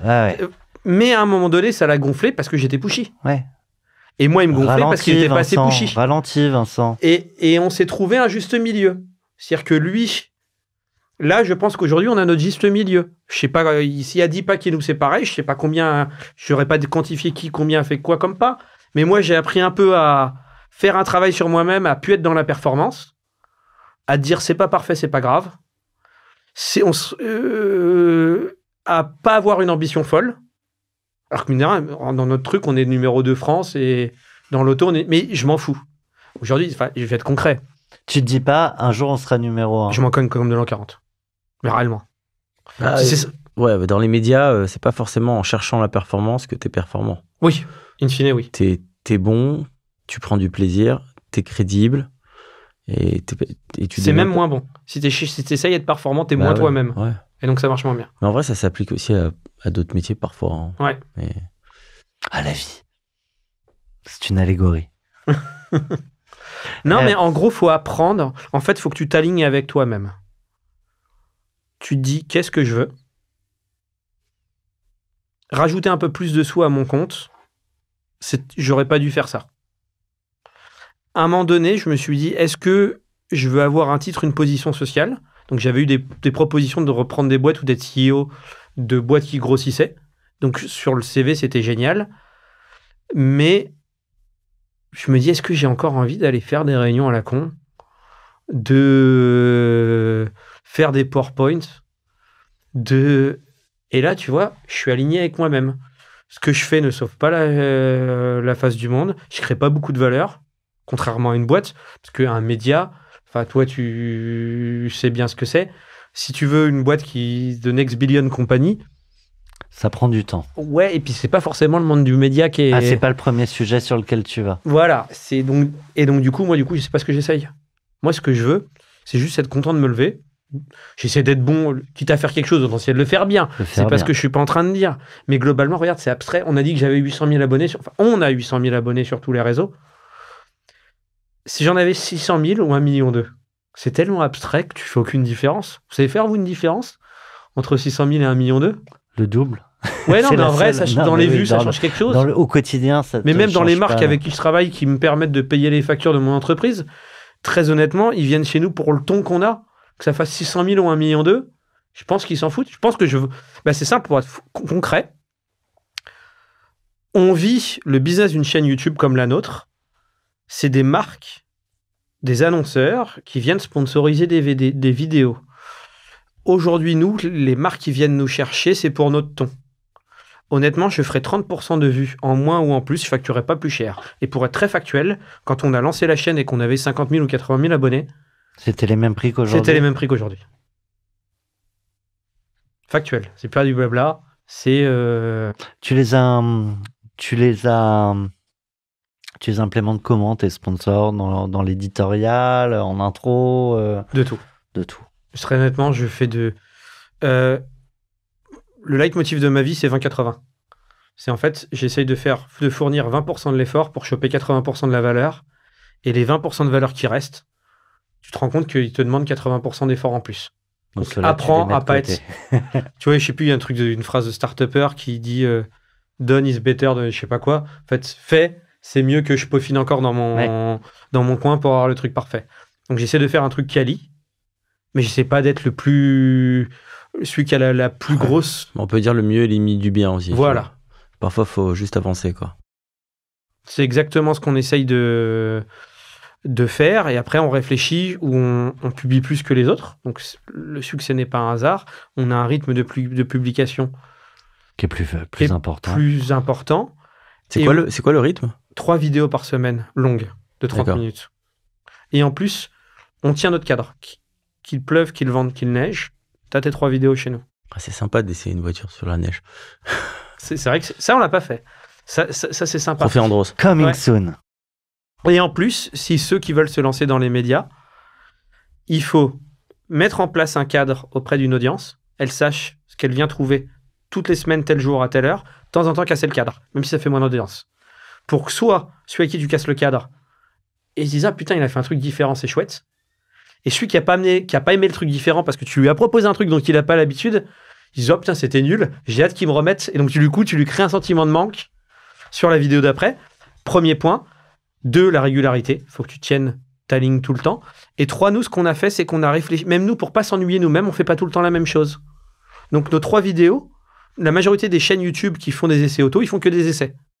Nous, on a un JT d'actu, on a une personne qui vient nous présenter sa bagnole, on a un essai qu'on fait nous-mêmes. Donc, ça lasse moins l'audience et ça nous lasse moins nous dans le fait. C'est important de pas se lasser soi-même. Exact, c'est le plus important. Sinon, tu dures t'arrêtes. pas, ouais, c'est clair. Ben non, ça lasse pas hein, des entrepreneurs. J'allais le dire. Des histoires. Tu veux le dire? Non, je te laisse Tu le peux dire. le Je te laisse le dire, mais je suis d'accord avec toi. Comme souvent. Et inversement. C'est un bonheur de t'avoir avec nous.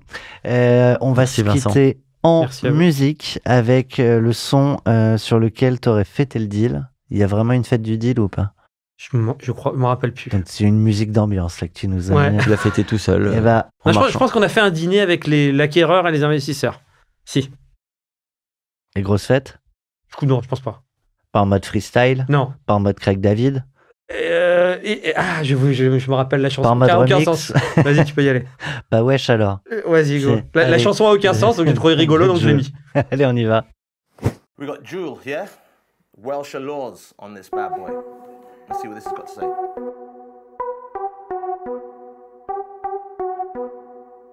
Alors, wesh alors, wesh alors. All my mans on road, they know how we do. All my crew, you don't know how we're coming through. Bounce from the left and the right, and you know how I do, girl. Oh no, no, no. Flip the script, flip.